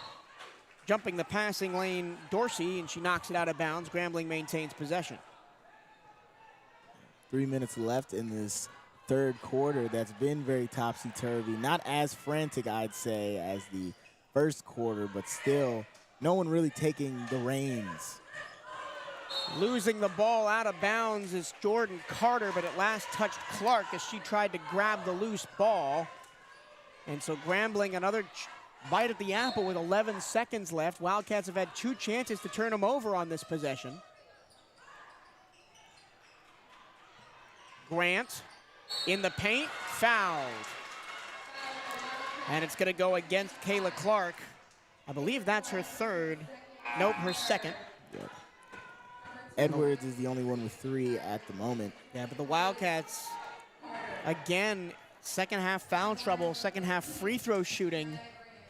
It almost looks like a mirror image of the FAMU game, but in a much closer contest right now. The Wildcats at one point had a 20-point lead over FAMU. Yeah. And this similar thing started happening. Fouls started occurring. Some players got hot for FAM, and then all of a sudden, it wasn't as big of a lead as that ball rattles around a little bit for Grant. Yep. Grant makes both of them, the Oak Ridge High School product in Orlando. And the Wildcats, I think, have to take advantage right now with Prien off the floor. Yep. Maybe now it's the chance for Chanel Wilson to get going. The best defender is on the bench now, so. Clark in the corner. Wilson, McDonald, tough catch back to Clark. Oh, how did she gather that in traffic and put it up? Had 2 defenders on her, swathed, and does a good job to get that ball and put it up, and having the conscience of mind to still put that ball up and not just hold it and try to rotate it. A little Houdini act by Kayla Clark.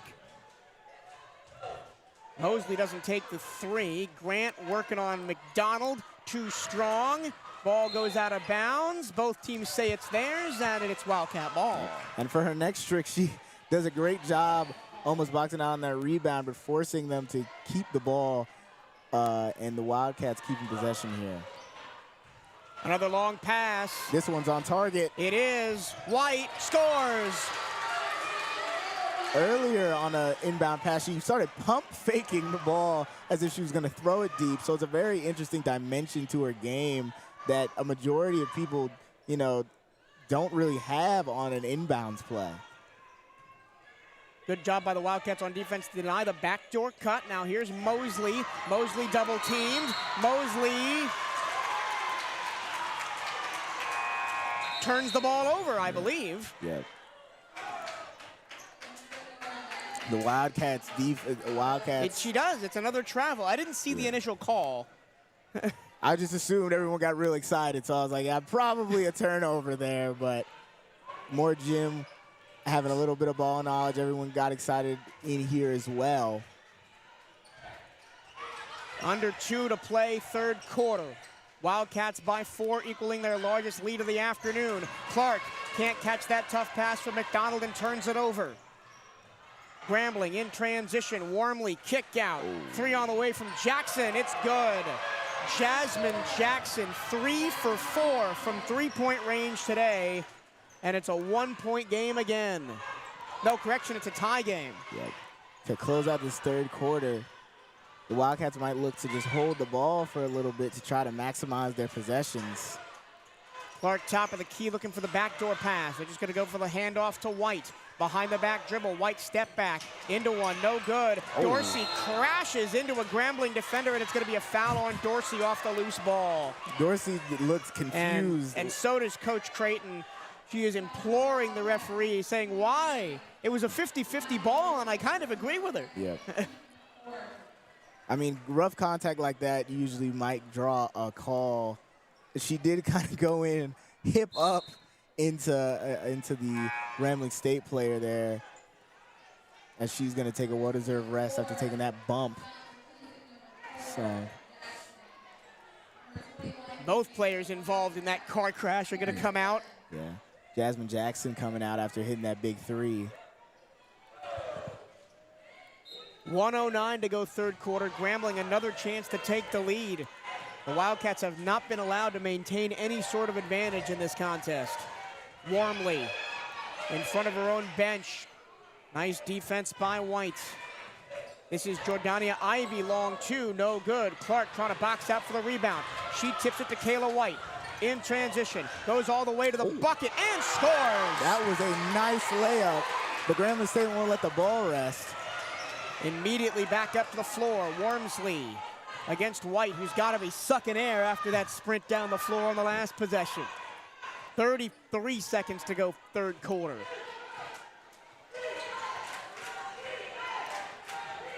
Wormsley over to Ivy. Ivy drives and takes a bump from Chanel McDonald. A blocking foul called there. She kind of shoves her a little bit too hard to be proper, like good and well contact, and now sends her to the line. Grambling State in a bonus. First time in the bonus for either team today, and that should tell you something about how fast and how hard this game has been played defensively. There haven't been a lot of fouls, especially shooting fouls. Yes. Been a lot of fouls, but shooting-wise, no, not really. 13. Seven for Wildcats. 9 for Grambling from the line, and 6 of 8 for the Wildcats. Yeah. 1 of 2, and here comes the A team back in for Grambling. Prian, Mosley, and McKinney. As Kayla White takes a well-deserved rest. She has an incredible motor, Kayla White, just runs forever. 21 seconds left to go in the third quarter. Almost a backcourt violation, but nice dribble attack to get into the front court. 3 on the way, too strong for Kerrigan Dunn. Grambling a chance to lead at the third quarter break. Warmly, defense scrambles back in transition. 3 to shoot, 2 to shoot. It's blocked by Tucker, and the Wildcats take a 1-point advantage into quarter number 4. Took too much time on that ending possession. Was trying to do something with 4 seconds left. No one really broke out for her, so she had to take the shot herself. And, you know, there's nothing really she could have done in that situation. We go to Sabrina Petit-Home. Your thoughts on a wild third quarter that basically was a microcosm of the entire game up to this point? Halftime was definitely needed between these two teams. You can tell that it's been a back and forth 1-point lead between these two teams.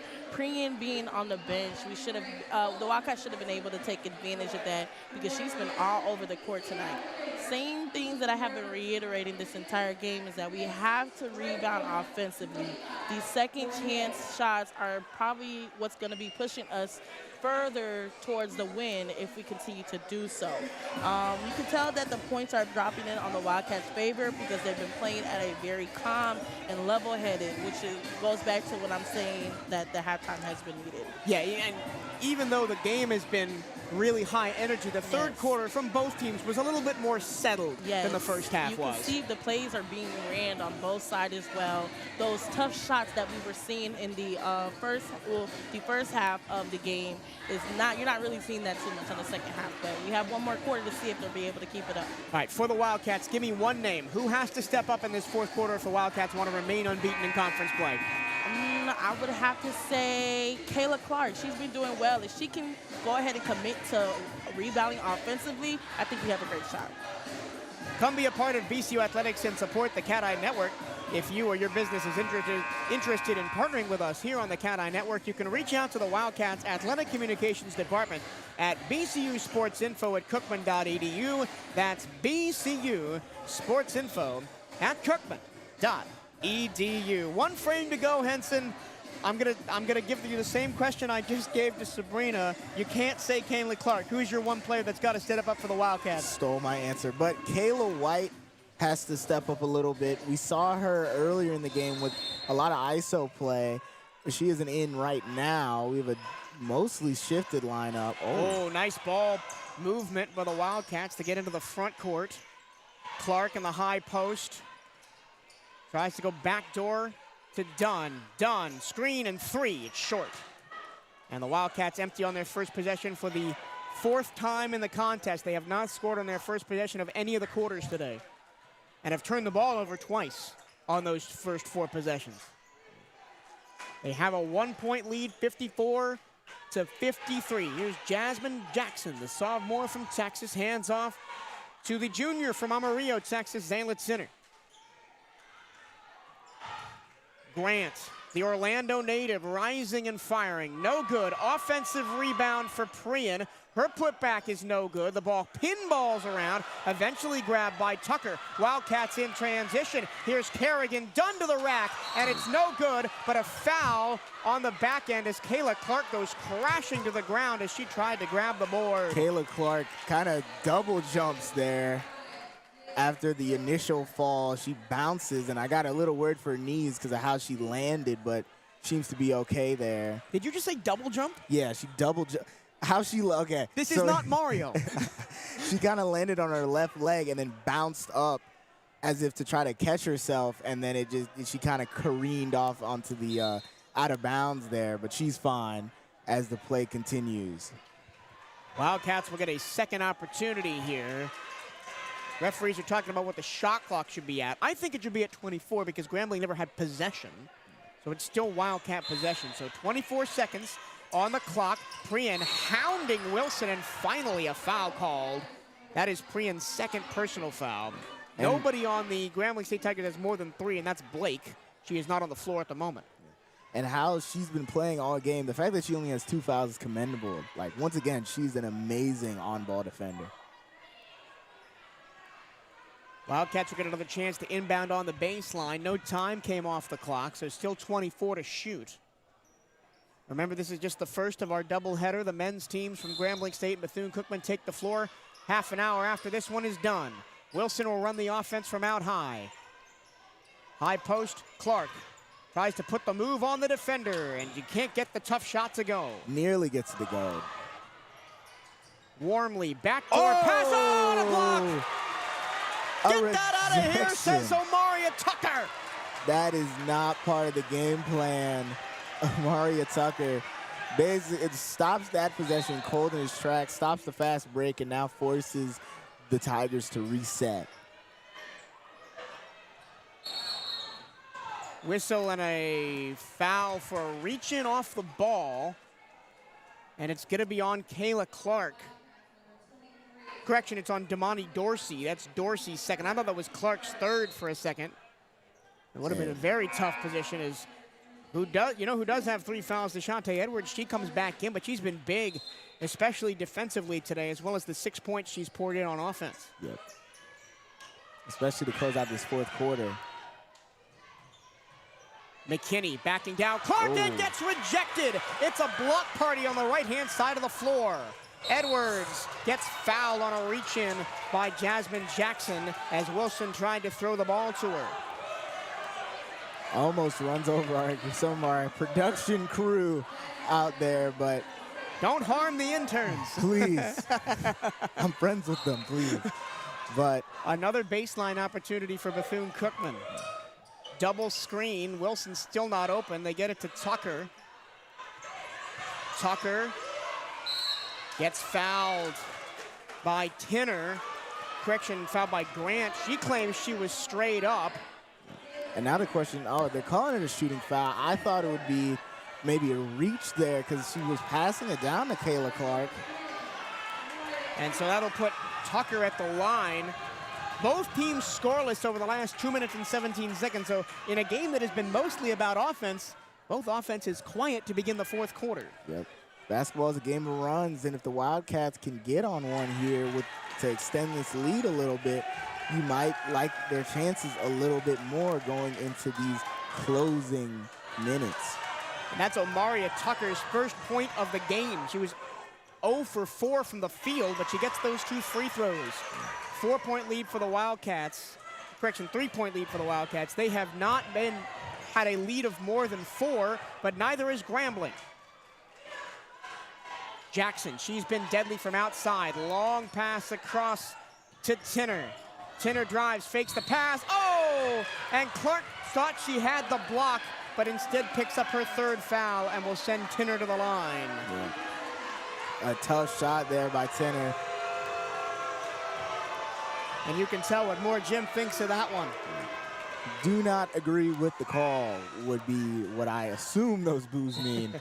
But it'll be important for Grambling State to match these points on this possession, because if she misses both of these and then the Wildcats get the ball, that's a really important point swing there. So many Florida connections on this Grambling State team. You may think Zayla Tinner, yes, she's from Amarillo, Texas originally, but started her college career at USC, but then last year at Northwest Florida State in Pensacola.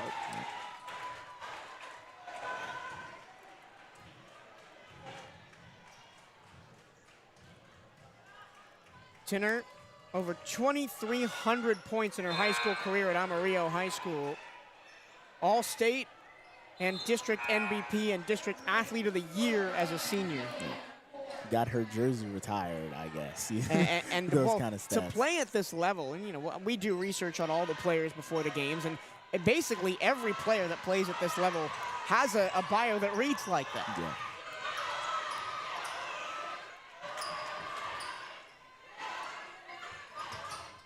It goes around to Dunn.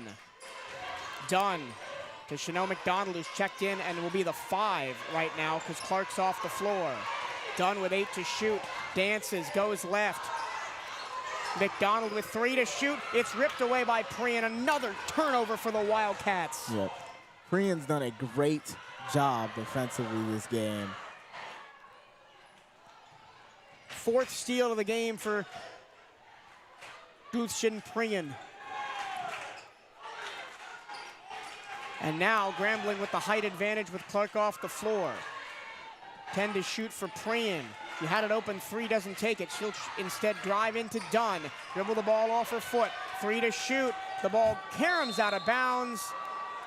It's a shot clock violation, yeah. Wildcat ball. Great defense on that possession. Yeah, she kind of ends up almost shooting into McKinney over there in the corner. And, you know, it's bad enough to have 2 defenders, and then one of your teammates turns into a 3rd as the Wildcats get this ball back with 1 point in their favor. 7 minutes to go. Don't go anywhere, folks. This one's going to come down to the wire like we've been saying all day. Extra pass. Wilson for 3. Still can't connect. She's only 1 of 8 from the floor today. Prian in transition. Blocking foul, and that's the 4th on Deshante Edwards. And the Wildcats starting to rack up those fouls. 4 on Edwards, 3 on Clark, 3 on Dorsey. Yeah. Almost everybody who's played now has at least 2 outside of Kayla White. My bad. Chanel Wilson and Tucker are the only people, along with Kerrigan Dunn, who have less than 2 personal fouls. The Wildcats, remember, had 3 players foul out in the 4th quarter against Florida A&M, and not just 3 players, 3 starters. Kayla Clark, Chanel Wilson, and Deshante Edwards. Yep. So if it comes down to a foul game, Omariah Tucker will have to be darn near everywhere on the court because she's the only player that's not really in any sort of foul trouble. She has 0 fouls right now.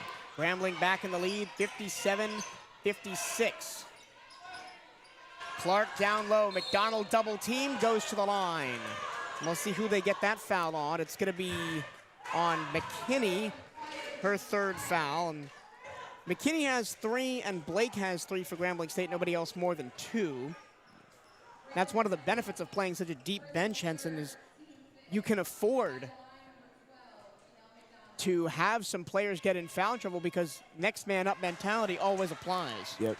You play assuming you're going to get taken out of the game anyway. So there isn't as much of a, oh no, I got a foul, I have to shift how I'm playing with this style of play and this deeper bench utilization that Grambling State likes to do. McKinney got those 2 fouls really early in the game, remember, in that 1st quarter. Chanel McDonald missed her 1st free throw. Played basketball and volleyball at Lake Wales High School and then started her college career at Warner. She ties the game. 57 all. Prian will run the point from Boynton Beach down in South Florida. 3-pointer on the way. No good. Rising for the rebound is McDonald, but all she can do is bat it out of bounds. It's another possession for Grambling State. And that was a good look for Tinner. She just doesn't make it there.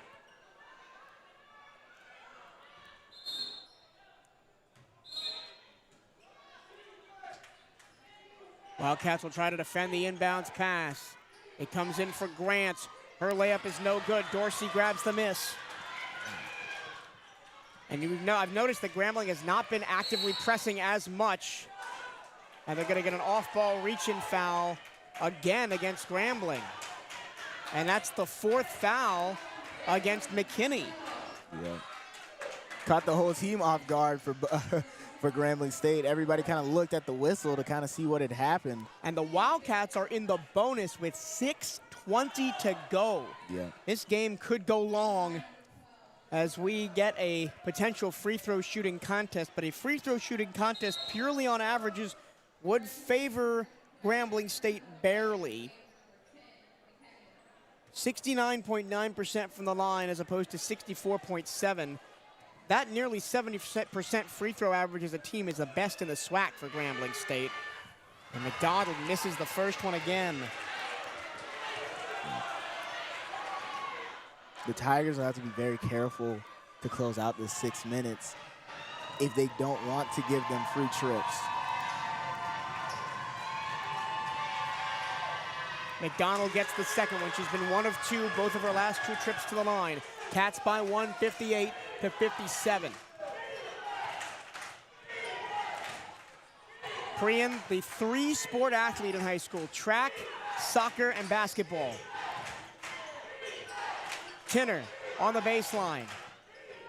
Back to Gardner. Priyan out high.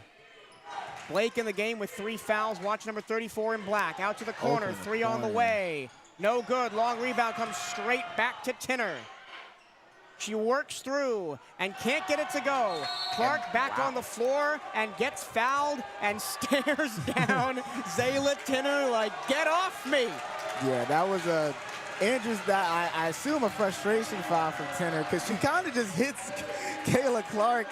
And Kayla Clark kind of just looks like, why did you do that?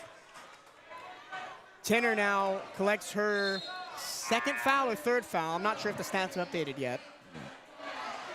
And now Clark is at the line. And if you're Grambling, this is the player you want to see at the line, sub 60% from the charity stripe, but has been very good on the free throws today. And gets that one. Been hard at work in the lab, definitely working on her free throw shot. When you have such an obvious sort of weak spot in your game, it's definitely something you focus on strengthening. 2 for 2 again And she's from done a Kayla great Clark. job. 3-point lead for the Cats. Clark, the Miami native, is going to be big down the stretch for the Wildcats in this one. You've got to rebound. That's the most important thing for the Wildcats right now. Priyan, block, no, a foul. Late whistle. It's going to be on Dorsey, her 4th. So now 2 Wildcats have 4, 2 Wildcats have 3. And it sends Priyan to the line, a 73% foul shooter on the season. As more Jim trying to get to Priyan, but icing her veins here on that first shot. Still 5 minutes, and this has been the longest 5 minutes. Yeah, we haven't even gotten to the media timeout here in quarter number 4 yet. 2 straight hits from Priyan, and it's back to a 1-point game. Every possession now precious for both teams. Can't turn the ball over. Grambling State has gone away from their press. You can't give them free, easy layups, as we've seen a couple times with that press for the Wildcats. Clark cross court. Stepping through, done, missed it. Grambling a chance to take the lead. This will be the final possession before the media timeout. And they know that they're looking to hold this ball, take the time off the clock. Wormsley to Blake, no good. Ball skips out of bounds. Grambling maintains possession as we go to the final media timeout of the game. 60-59, Wildcats on top of Tigers. We now go to Sabrina Petit-Home, who's got a story about one of the Grambling State players on tap. Sabrina? Ariana Mosley, a freshman guard from Tampa, Florida, was a four-year starter at Tampa Prep High School who averaged about 22.3 points and 2.4 rebounds and had over 1,000 career points. She led the All-FHSAA in points her junior year with 30.2 points. Her dad, Bradley, played for USF in the early 2000s but passed away from cancer, unfortunately. Originally didn't have an interest in playing basketball, but wanted to follow in his footsteps, and she also had an offer from Bethune-Cookman University. And she's had some good minutes tonight off the bench. And now I want to talk about some tactical things going into the final few minutes. It's a one-point game. It probably is going to be a 1 or 2 point game down the stretch. Every possession matters. How do the Wildcats maximize their possessions on offense? Well, right now, if I could name this quarter as an episode, it would probably be a foul party. They need to honestly take advantage of these fouls that are being called on the Tigers and making these free throw shots, because it seems like, you know, running the press, breaking the press is not working, but fouling is. So if they get to the line, they need to make sure that these points are being dropped.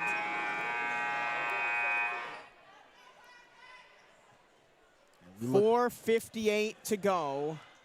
Grambling ball down 60-59 in a game that has massive implications for the SWAC. Even though it's only game 3 for Grambling and game 2 for Bethune-Cookman, this is a massive momentum shifter. Yep. And Grambling State has another shoe problem. Blake in the corner, bottled up by McDonald. I think Grambling took a timeout. Yep. They did take a timeout. Was that Priyan's shoe again? No, that's a white shoe. That is a different player there. That's number 12. Four times a Grambling shoe has come off. And Sabrina, we basically get an extension of your segment from the minute ago because we have another timeout. And for Grambling State, what do they have to do to get the job done in the last couple of minutes? They need to press. If Grambling State wants to run this, they need to bring back that aggressive energy that they had coming into the first quarter of this game. If they continue to play aggressively and high energy, it'll probably get into the Wildcats' head just a little bit more, enough time for them to put points up on them. Now, if you're Bethune-Cookman, Grambling is now sitting back into his zone. That's a look they haven't given you all game. What do you do to attack it? Because it's taking away that short corner play that the Wildcats have loved so much.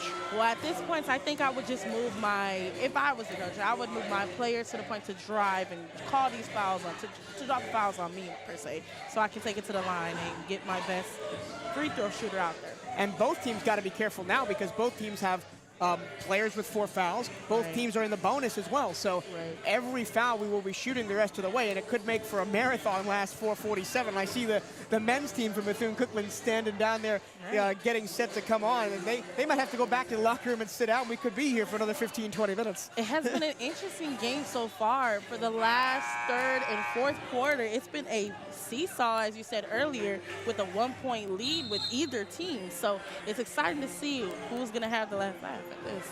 Thank you for almost 300 of you tuning into the CatEye Network right now and supporting this mostly student-run broadcast here at Bethune-Cookman. There is no BC without you. Show your support for Bethune-Cookman Athletics by joining the Wildcat Champions Club today.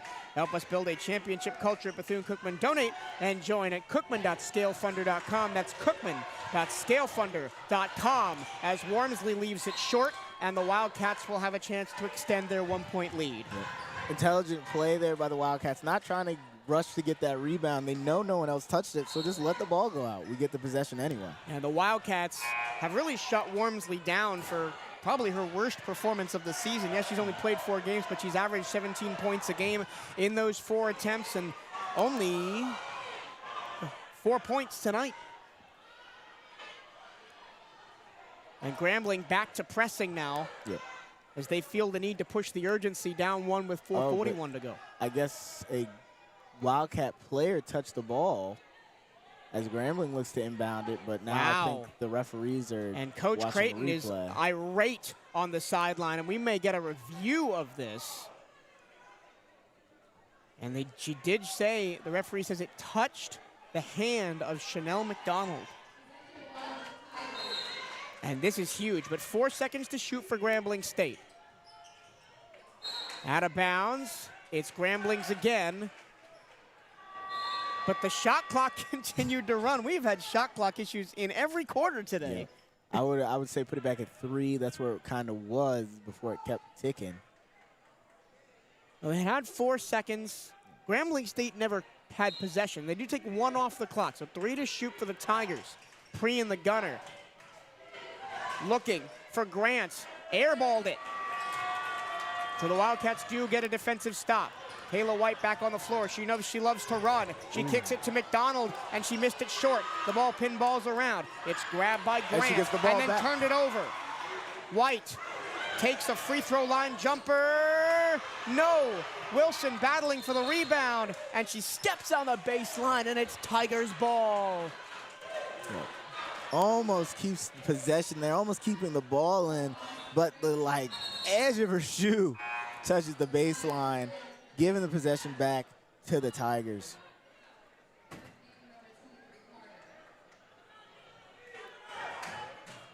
It stays at 60-59.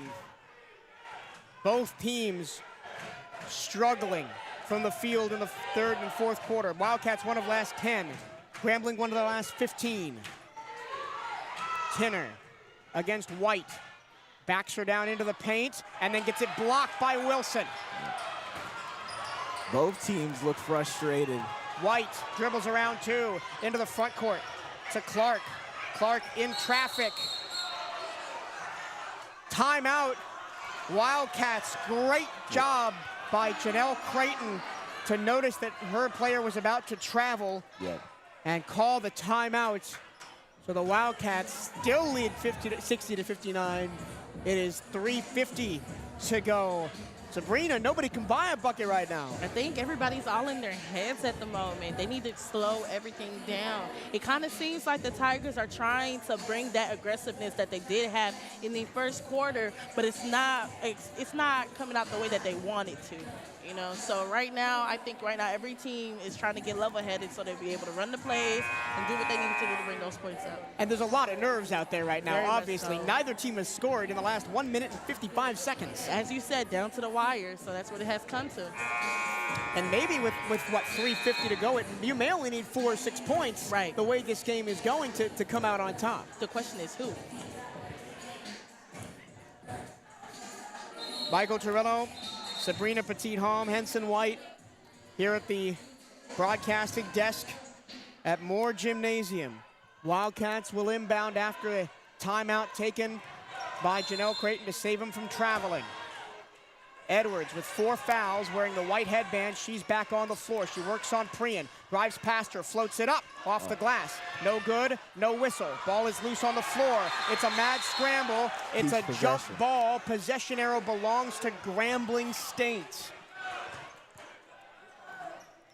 And again, neither team can hit a basket. The Wildcats got 2 good looks in that sequence. They had White with the free throw line jumper. And then just there with the shot that was just past a layup. Yeah, floater by Edwards, and she can't make it either. Prian moves to her right, guarded by Wilson. A lot of contact down low. Tinner thought about the 3. We'll give it back to Prian with 15 to shoot. Prian draining time through the hourglass. Moves to her left, blows by 1 defender. No good. Offensive putback. Again, no good. And it's a 3rd chance and a foul. It was 2 offensive rebounds for Anijah Grant, and the Wildcats demons coming back to haunt them again. They cannot keep Grambling off the offensive glass. Yep. This has been some of the worst offensive basketball I've seen from the Wildcats, and as well as Grambling State, another team who likes to score. This has just been a bit of defensive brilliance and then a little bit of offensive problems. That was And a 5th foul on Damani Dorsey, and she is done. 6 points, 2 rebounds, 1 assist and 1 steal in 24 minutes. Kerrigan Dunn replaces her. 2 shots for Grant.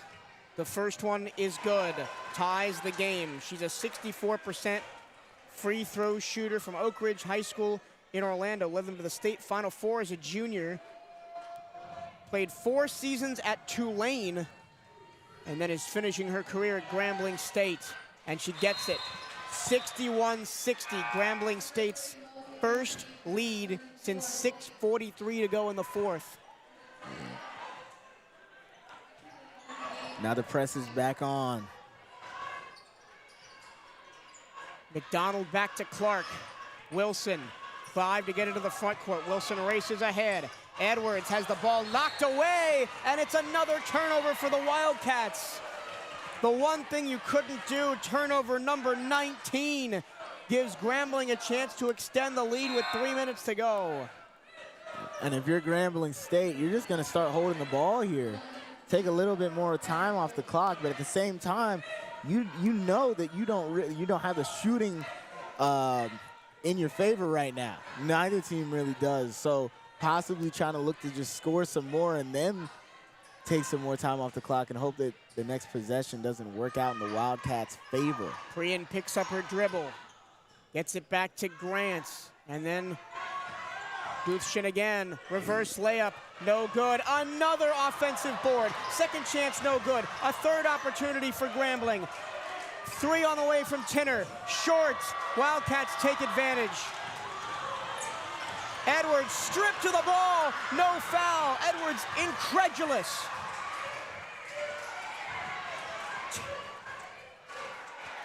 Wildcats 3 straight turnovers on the last 3 possessions. They're scoreless the last 3 minutes 11 and still only down 1. Tinner, stopped by Dunn.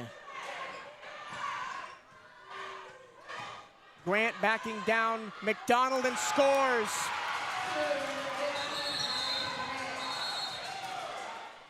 This has been... Grambling's gonna get a warning. It's gonna be a timeout. Creighton calls a timeout. Down by 3. A stressful couple minutes here going into this last 2 minutes. 2-minute warning for this game. 63-60 in favor of the Tigers.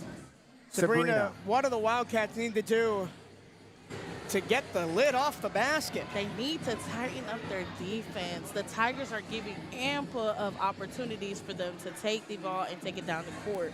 If we can reiterate back to the FAMU game where we had such a really big lead and we started losing momentum towards the end for FAMU to catch up, it kind of seems like that's exactly what we're doing here right now with the Tigers. So if we're able to nip that in the bud early as possible, I think we'll be able to catch up with them. I could also see that there hasn't been any more hockey subs on the bench lately. So I see that the coach over at Grambling has kept in the maybe the starting 5 to be able to maneuver around the Wildcats. So we'll see how this goes. Here is a stat for you. 19 shots in the quarter for Grambling State, just 8 for Bethune-Cookman, and that's a combination of steals, turnovers, and second chance points. They've only hit 1 field goal, but it's been enough because this game is so close.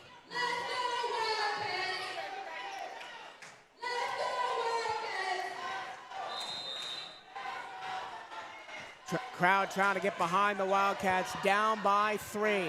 Chanel Wilson is 1 for 10 from the floor tonight. Can she be the hero? Dunn, back to Wilson, dribbles it off her foot. The Tigers swarming around. McDonald is fouled by Priyan underneath and will go to the line. And now she needs to make these. There is no doubt about it. Making these changes the complex of the game, changes how the defense of Grambling State will operate. Are they no longer in the, okay. They got everybody kind of looked confused at the refs. for a second like they weren't in the bonus. Now both teams in the bonus. Wildcats with 2 timeouts left. Tigers with just 1. First one good from Chanel McDonald. The transfer from Warner College at the NAIA level. 2 times first team All-Sun Conference, makes them both 1-point game. First points in a while for the Wildcats. Wildcats need a stop with 1:37 to go. Grambling will slow it down. Prian moves to her right, guarded by Wilson. Into the post. Grant, floater, no good. Rebound, Edwards. Grambling tries to trap. Clark gets it away. And then it's out of bounds. Still Wildcat ball. No, it's Grambling ball. Came off of Edwards. No, it is Wildcat ball. Both referees pointed in different directions. We are stressed in the booth if you cannot tell. Wildcats with 5 to cross the time stripe. Wilson. She's gotta go. She does with 1 second, gets it across. 1 minute to go. Wilson into the corner. Kerrigan done. Clark travels. Oh. Made 1 move too many. And now with 1:01 to go, Grambling might have a chance to slam the door. Minute 1 point. We're gonna need something different, something magical out of this Wildcats team. 30 seconds on the shot clock. This reminds me of a game against Pine Bluff here last year where the Wildcats were down late and came back to win it in the final minute. They're gonna have to do it again right now. And it starts with a defensive stand. Tinner with Clark on her. McKinney underneath to Grant. No good. The ball pinballs around. Edwards grabs it. And then throws the ball away. The Wildcats had 2 timeouts. They didn't take them. Grambling calls their final timeouts. And with 35 seconds left, Grambling has the ball. Unbelievable. That is not what you want to see. That is the last thing you wanted to see from that offense. That press from Grambling State's been working all game, and the Wildcats have not been able to consistently break it, leading to this turnover at a crucial point late in this 4th quarter. Only gonna have, if the Tigers take all the time off the shot clock, only gonna have 5 seconds. So Sabrina, I don't know what they need to do. Oh, that was a disappointing play. That's not what you want to see coming off when you have 35 seconds left in the game. You can definitely feel tensions are really high here at the court. So we're going to see what the Tigers are going to be able to, most likely a press. They're most likely going to be able to press since the ball's on them. Wildcats, they definitely need to step up their defense a little bit, up a lot more. Maybe pull out one of those baseball throws that they have at the end so that they can at least put some points up and probably tie up or make the game. Now with 5 seconds between the shot clock and the game clock, Sabrina, do you foul here if you're Bethune-Cookman and send them to the line? They can only go up 3. If I were to foul and if we had 5 seconds in between, I would probably foul the player that has the least percentage. Well, you might not get a chance At all. as the crowd trying to fire up their Wildcats. They turned it over with a chance to win the game on the last possession, and now with 35 seconds to go, they're gonna have to get 1 more defensive stop. And the worst part was Grambling State didn't have anybody back for that rebound. It was just the shooter. And there were 3 Wildcats back there, and no one went to help Edwards out, forcing her to have to try to force the ball up, and she just can't make that pass. Here we go. The gunner is Young. Prian, excuse me. They will not foul. They're gonna let the clock run down. An interesting call. They're gonna bank on 1 stop and then try and get something going with 5 to go. Now the Tigers run a play. It's going to be Young for three. Oh, my. It's in and out. It's an offensive rebound for Grambling State. They're gonna Now have the to foul. Wildcats have to foul. The ball is thrown, and Crean's out of bounds. It's Wildcat ball. 5.8 seconds to go. Timeout, Bethune-Cookman. What is going on at Moore Gymnasium? I don't know. I don't even.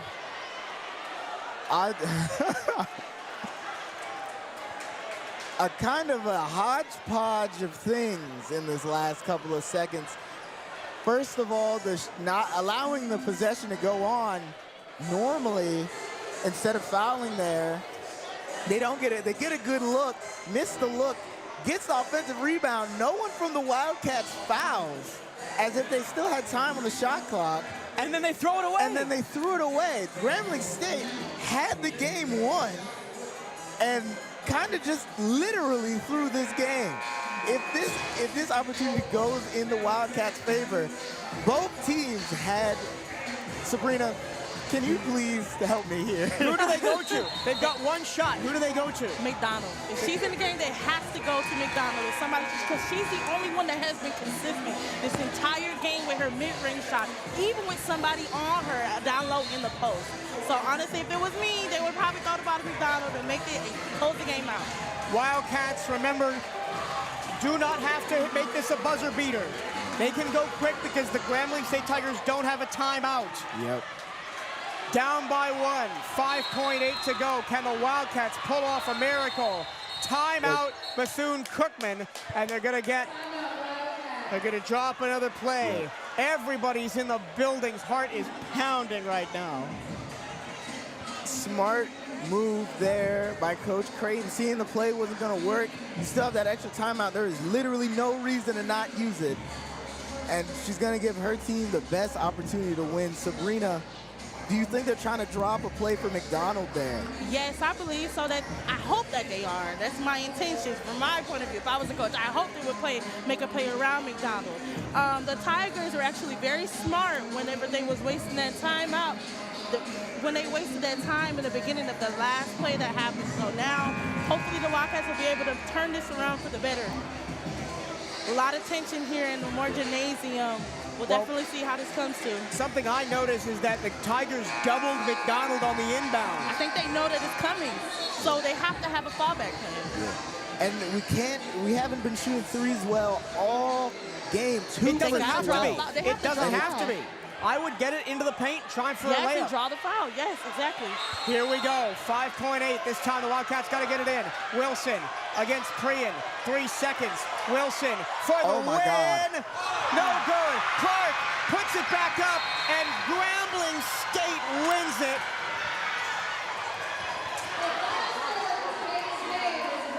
And, well, the Wildcats tried the long three, and I'm with you, Sabrina. I thought they should have tried to work something inside. I thought they were going to. Honestly, even with the loss here at the Moore Gymnasium with the Wildcats, I think they're still in pretty good shape for the rest of the season.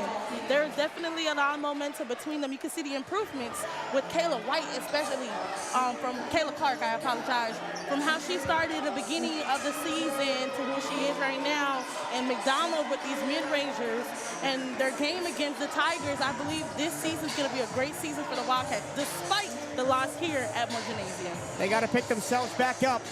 It's the defending SWAC champions, the Southern Jaguars, coming to town on Monday night. Here are your final scoring totals for this game. For Grambling State, Grant with 12, Jackson and Young with 9, Crean with 8, Tinner, Mosley, and Blake with 6, Ivy with 4, Carter with 2, and Wormsley with just 1. They shut her down well. Unfortunately, they just couldn't pull it out at the end. For the Wildcats, Chanel McDonald, fantastic. 19 points, 7 of 9 shooting, 5 for 7 from the free throw line. I'm still in disbelief they didn't try to get it to her on the final play, Henson. I have been standing, for the people at home, I have been standing for the past 2 minutes, dumbfounded a little bit by that play call. Chanel Wilson, who takes that final shot, hadn't shot well the entire game, and you put her in a situation where she has to take a really deep three, contested. But let's talk about the defense, though. That That's another point. The Grambling State defense was excellent throughout this game, forcing 22 turnovers from the Wildcats throughout. Green was an amazing on-ball defender. Quite a shutdown every guard she was on the entire game. Did a great job forcing the Wildcats to have to use Chanel McDonald, have to use Kayla Clark throughout. Here are the rest of the scoring totals for the Wildcats. Dunn had 10, Clark had 10, Edwards 6, White 6, Dorsey 6 and fouled out. Wilson 3, 1 of 11, 1 of 6 from 3, didn't get to the free throw line, and Tucker had just 2. Team stats, 35-31 overall rebounds going to Grambling State. 15-8 on the offensive glass for Grambling. Second chance points. Actually, the Wildcats had more second chance points, 9-8, but it didn't feel like it with the amount of chances that they were getting. Turnovers, 22-16. Wildcats turned the ball over more times. They did do well in the fast break, 22-13 in fast break points, 11 steals for the Tigers, 6 for the Wildcats, which is well below their season average of over 10. Points in the paint, even 24-22 for the Wildcats. And again, the Wildcats had a shot. The universe gifted them an opportunity. After they threw away their original opportunity that they had, they got lucky with Grambling State forgetting that the shot clock doesn't exist anymore. They only had 8 seconds. And still, a part of me feels that I wish that the Wildcats had probably spread out their offense just a little bit more and left McDonald open. So maybe that the Tigers could have caught on and maybe shot out the ball to somebody else that was on the team and maybe take that point. Well, we can go if, ands, or but the whole day long with the final score. Grambling 63, Bethune-Cookman 62. It's the first home loss for either BCU team in this building this season. That'll do it for us here from Moore Gymnasium. Stick around, go to the other stream that's being set up. The men's game is coming up in about 25 minutes. For Sabrina Petit-Home, Henson White, director Gino, Darian, producer, and our entire student crew here on the CatEye Network, thank you so much for watching. We'll be back with the second game of our doubleheader right after this. This is Bethune-Cookman University Basketball on the CatEye Network.